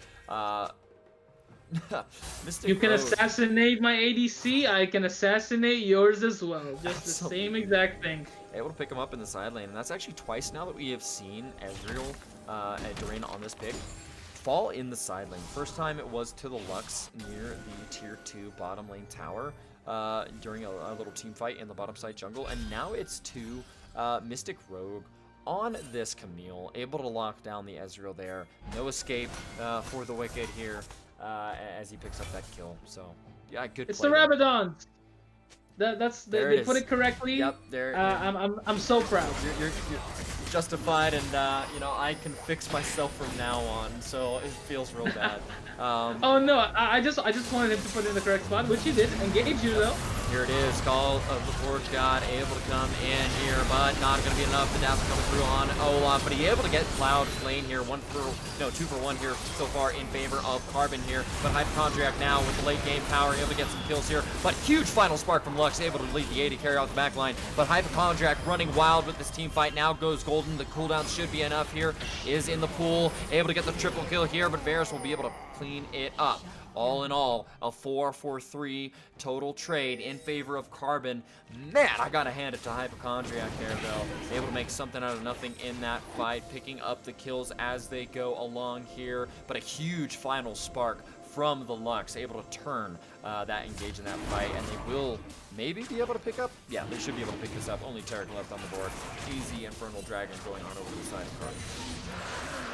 Yeah, and honestly, I am just so proud of how they played that fight. They really understood how to get rid of the Tarek ulti. They saw it happen, they saw it being used, and they went on the only person who did not have it. So they were able to get enough damage onto Hypo, who was the only person that did not have the Tarek ulti, I believe. Just enough to actually win the fight and to pick up this dragon. Just imagine if they don't play that correctly, that's an infernal soul to the sides of Venom right there. Yeah, absolutely would have been, and I can't believe it. I mean, gold is still dead even in this 31-minute game. It's still really anybody's fight here. Obviously, the late game scaling does go to the side of Venom, but I mean, you gotta hand it to Carbon for fighting that last fight so well. Fizz, though, walking into the jungle there, having to flash out. Very compromising situation for the support team. Also, gotta give it up because we don't usually talk about the names of the ornaments, but it's now called Rabadon's Death Crown. Oh, as we get the Baron started up. I don't know how fast they can take this, but they're taking it pretty quickly. Is down in the bottom side of the map. Does have teleport available. Control word will let them know that this is happening. They're going to be able to clear out that vision, but Carbon here looking to position themselves. We see the rotation coming up from Camille, but no teleport in tow. Baron, 12, 2,000 health here. The Lux ultimate not going to be enough as the Cloud is able to get the smite down. The ultimate, though, coming down on to the Olaf down here will run himself into 5 members. It's not going to be enough there. Man, you have to try for it. But the fight continues to go on. Mystic Rogue able to pop Cloud up and over. Call of the Forge God, though, will knock him up as Hypochondriac gets the kill credit. Fizz able to get out with a sliver of health there. 2-for-1 trade in favor for the side of Venom, and they pick themselves up the Baron buff, now draped in purple, looking to take back control of this game. Alright, Venom have started the parent push to only taking down 1 tower. Let's check back on them in a few minutes and see how much they've taken down. If I don't see a 4 up there at the very least, then I would say that it was an alright parent push. But for now, I gotta give it up to Hypochondriac. We keep saying the name, we keep calling it out, but he was able to take care of the Urian and Stoles right there in the backline. Make sure that he can push them off so they don't get their damage out. The Vladimir is fully upgraded and he is ready for the fights. Is indeed here. It's going to be a strong push here from the side of Venom. This Vladimir has shown himself to be a force to be reckoned with in these team fights, let alone in the skirmishes, I can imagine. But we see it coming through here now, getting some priority up there in the mid lane, trying to clear out some of this vision, looking for something here. Vladimir able to get the turret down there up in the top side, evening up the turret score line now to 3-3. Slight gold advantage, though, here for the side of Venom as well. Baron minions, though. Vladimir still is left unanswered top, bro. It seems like Rogue has just continued on his mission in the bot lane, and nobody's gonna answer Vladimir. It's not gonna be Stoles. They need a lot more than that to stop his Vlad. Absolutely, they do, and they have, you know, the Baroned up cannon. Rogue is back now. Smacking his way against this middle lane tier 2. And I don't know what they're doing. They're just letting this Vladimir continue to push up towards the top side of the map. Such a late rotation here from the side of Carbon. The question is, can they actually get the kill on a Hypochondriac? The healing is there. He is getting quite a bit here. A lot of damage coming through. And he will be able to hold on. Is there in time to avoid the damage from the final spark. But the Light's Binding will find its mark. The thing is, they needed to choose the way to die right there. And also, the Baron's still going, and there's a 7 up there when it started with a 1. That is a good Baron push by my metrics right there. A+ for the side of Venom, which will be just controlling this vision around this bot side right now, so they can have a free Infernal Soul. And if they do grab it, you can say bye-bye to any sort of late game you plan to have, Carbon. Absolutely, it's gonna be a precarious situation here for the side of Carbon in this best of 3 finals here. Man, you know, you have to wonder though, why would you let Mystic Rogue go for so long up in the top lane instead of immediately recalling everyone you had mid, you know, to go and collapse on him? You saw that there was the wave still waiting to come in with only the single cannon minion that was there, blasting away at the tier 2 mid lane tower, and because they waited so long to be able to get something going, you know, the Hypochondriac just had so much time to go. Light's Binding landing on a Hypochondriac, able to stop his teleport speed up there. A little bit of damage though. Oh, Mystic Rogue though going deep for the AD carry there.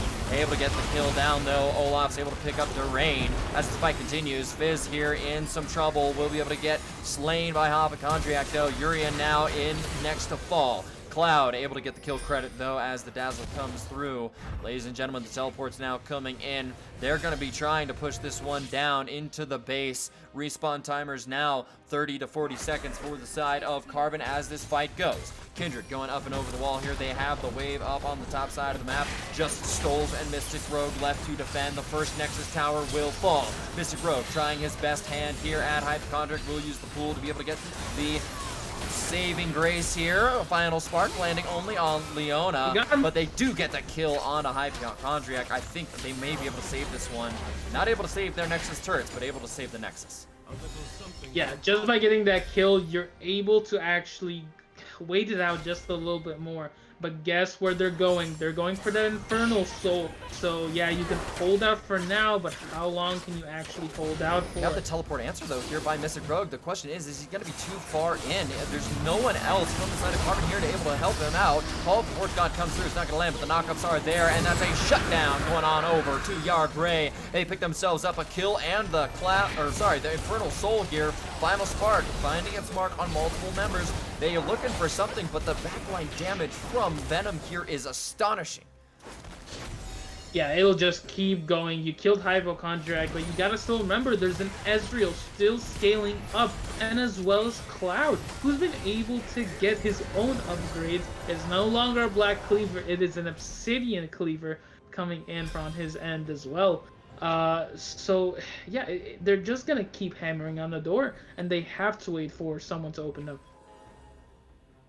It really is strong here, and it's just dominating performance here coming from Venom.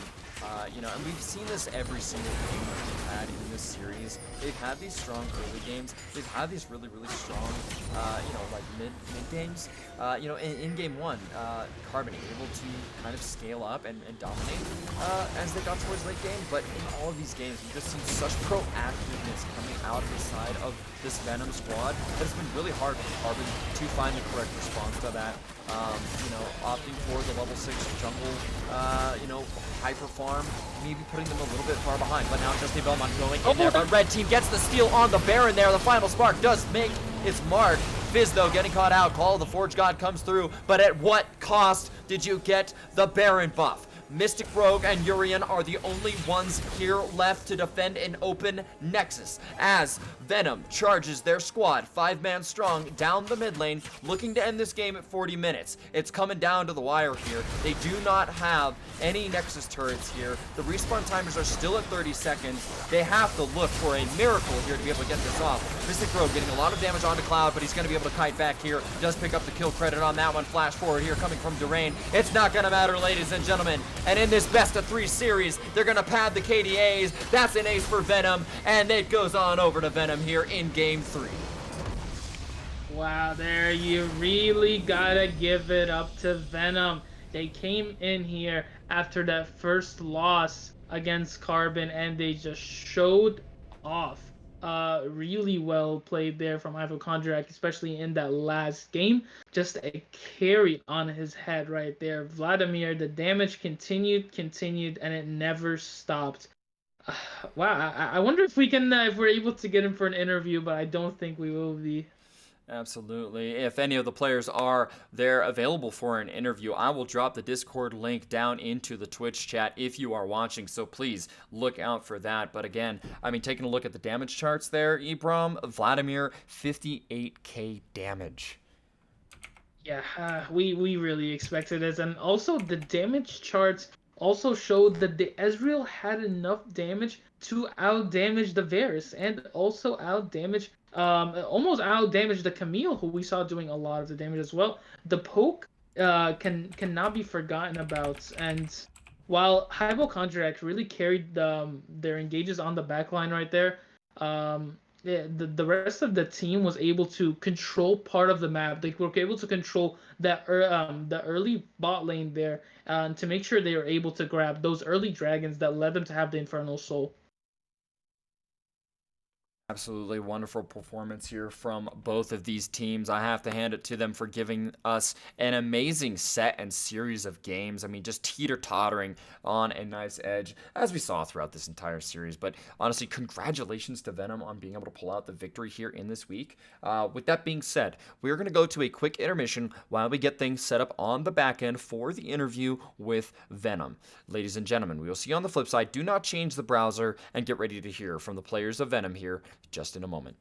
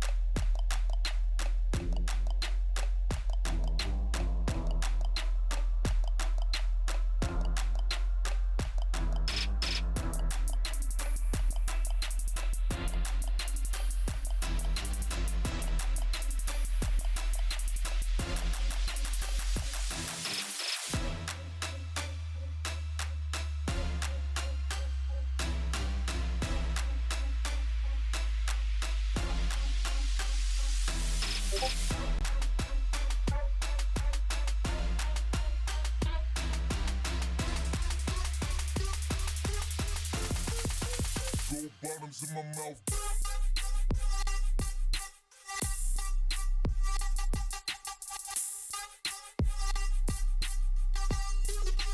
Bitches love it when I smell.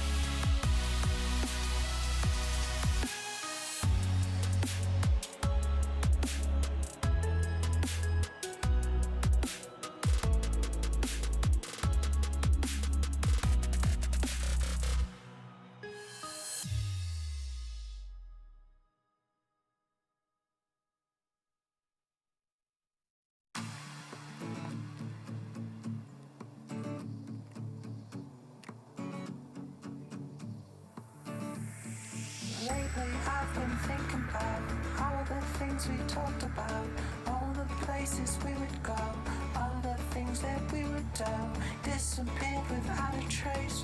All the lies spoke to my face, telling me that you're okay, but it was someone else, okay. When I saw you and kiss, I felt anger with happiness. I want you to live happily, but how could you do this to me? And the time we had, no, I wouldn't forget it for anything. Oh, and the lives we shared.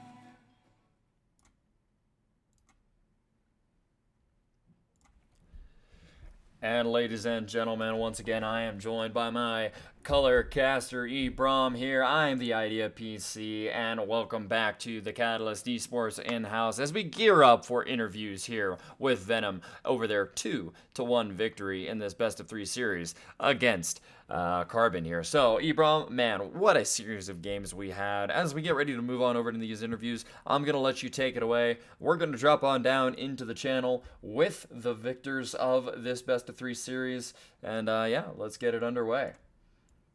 So, ladies and gentlemen, I am joined here by the members of Venom here. Congratulations, gentlemen, on the the best of 3 series victory over Carbon. Ebrom, take it away.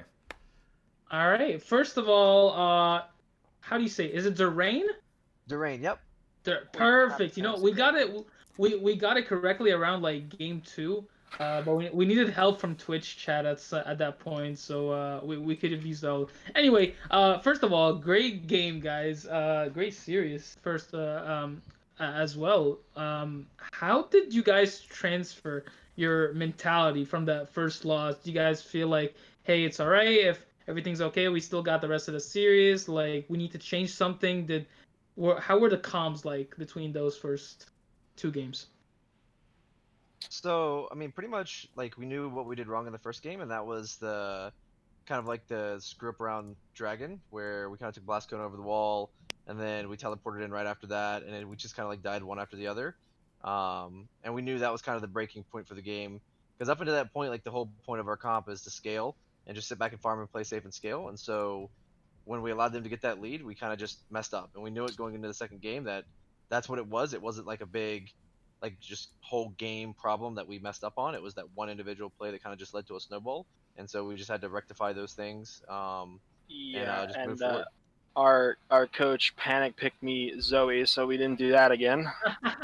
Wait, so you Also- weren't supposed to be playing Zoe? No, we picked Zoe into a Braum Quirky. Like that was the most nightmare lane ever. I couldn't do anything. I hit a bubble, and I just throw it at a wall. It doesn't. Yeah, so something is still in my mind when you hit the bubble onto Misfortune and you guys went full ham for her. Like, how were the comms like? Were like, the bubble hit, everyone go, let's go. Yeah, pretty much. I mean, I don't know. In hindsight, it probably wasn't the best idea. I died going all in, but yeah, I don't know. We were just kind of looking forward to the next game at that point because we kind of figured like we would get outscaled and lose at that point. But I knew our comps would be better the next game. That's why my mental is pretty good going in game 2. Yeah, Yeah. and talking about second game comp as well, gotta give it up to Yargray as well. I did not expect to see an Alawi. How was that? What was happening around that pick? Okay, so basically what I wanted to do was that I knew I was going to play weak side for most of this. That's usually my main role is just playing weak side, and I would have to usually 2v1 jungle top pressure. So the Alawi pick basically just allows me to like farm and scale as long as I need to while we get bottom mid ahead. I can still come like for pryos for jungle for scuttle really early on because Alawi's just a lane bully.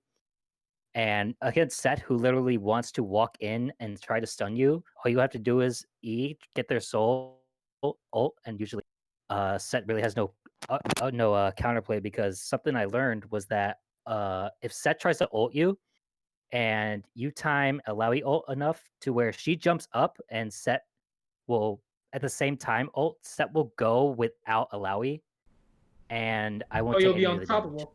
Yeah, so basically I would ult while Set ults. I would stay in right where the soul is, smack on the soul while he's just taking damage, and he rides off into the sunset with no one.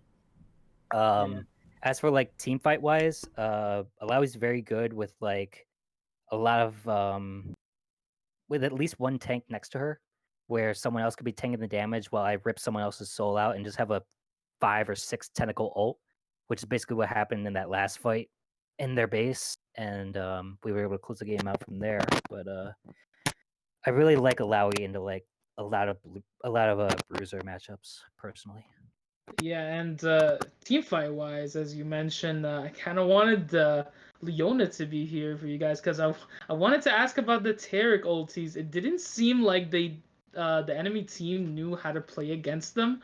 They would go all in and wait for the like fight you guys while the ultis were happening. They only figured it out, I feel like, in at the end of the third game, and it was just way too late. So I wanted to give props to your support. So give your support props when you guys go back for me. But for the third game as well, going in, we were expecting some sort of first pick to be I don't know, like either the Trundle or the Varus, but you guys picked Ezreal first pick. So the Ezreal first pick is actually Ezreal was actually a flex. So Hypo actually plays it mid very It was a well. flex. So yeah, Yeah, so Hypo I plays it mid completely very agree. well, and then I play at bottom. Ooh. We also flex Lucian quite a bit as well because he takes that mid, and I take it bot as well. So it was kind of one of those things where after the bans had settled, we wanted to have some versatility around draft and kind of give them the opportunity to see what they wanted to go, and then we could take the Ezreal in either direction.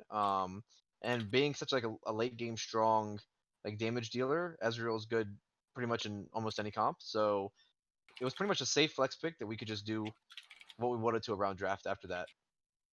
Okay. And the Ezreal pick did seem to be go all right. How do you feel about Lethality Varus though? How do you feel about the state of that Oh, it's build? broken as shit though. Oh, So okay. Varus You is really so think strong. so? So Yeah. lethality Varus is really strong when you can do what lethality Varus wants to do in lane, and that's bully you out of lane, prevent you from getting CS, or shove you under tower and prevent you from CSing because the tower is also hitting, and just provide a lot of pressure to the lane. The problem though was that he was so focused on specifically like damaging me, which I don't know if you like noticed my positioning. I was always like in the bottom bush or like standing away from minions, so he wouldn't like auto shove the wave from queuing me. And then additionally, like once he ran out of mana, he couldn't do that anymore. Plus, with having Taric and a healer, it actually just kind of like negates the healing or the damage that and pressure that Varus can do. And since they went Trundle bottom, it was essentially just a farm lane. Like with having Taric there provides a lot of like stop to all in and engage with between having the stun and the ulti. So they literally could never engage to us, and then he couldn't poke me out of lane because then I could just get heals from Taric. And he also wasn't auto shoving it because he was trying to poke me or Taric, but we were standing off to the side, so it wasn't auto pushing lane. So then we just keep wave in the middle, and we just free farm all game, and then Taric just gets outscaled. Absolutely. I mean, not Yeah. Taric, sorry, Varus gets outscaled. And congratulations to you guys on being able to pull the victory out on this game, and it's got to feel good, right? Yeah, Yeah, absolutely. Yeah, feels to pretty good. beat what many would call our sister team. Yeah, it feels pretty good. Sister Yeah, team, brother absolutely. team. Well, congratulations to you guys, and I'm looking forward to getting the opportunity to cast some more games in this league. And yeah, so thank you guys for putting on a show for us today to really give the viewers something special to look at. Yeah, we Always. appreciate you guys, and thanks to our Organa Shay for helping everything, and we had a good time. Yeah, A lot of fun. absolutely. Gentlemen, thank you for your time. Thank you for the interview. Have a good one. You too, buddy. Thank you. Yeah. Alright, Ibram, I think this just about does it here for the Catalyst Esports in-house best of 3 series. And man, what a series of games we had today. I had a lot of fun casting with you, and thanks for joining us on the broadcast today. And with you as well. I'm happy to be here, and it was a great series. Thank you very much. Absolutely. And to all of those of you watching at home, thank you for joining us here for the Catalyst Esports in-house games, a best of 3 series of Venom versus Carbon. With that being said, we will catch you all around for the next one. Ladies and gentlemen, again, I am the Idea PC, joined by Ibram here. Thank you all for showing up tonight, and have a good one. See you on the flip side.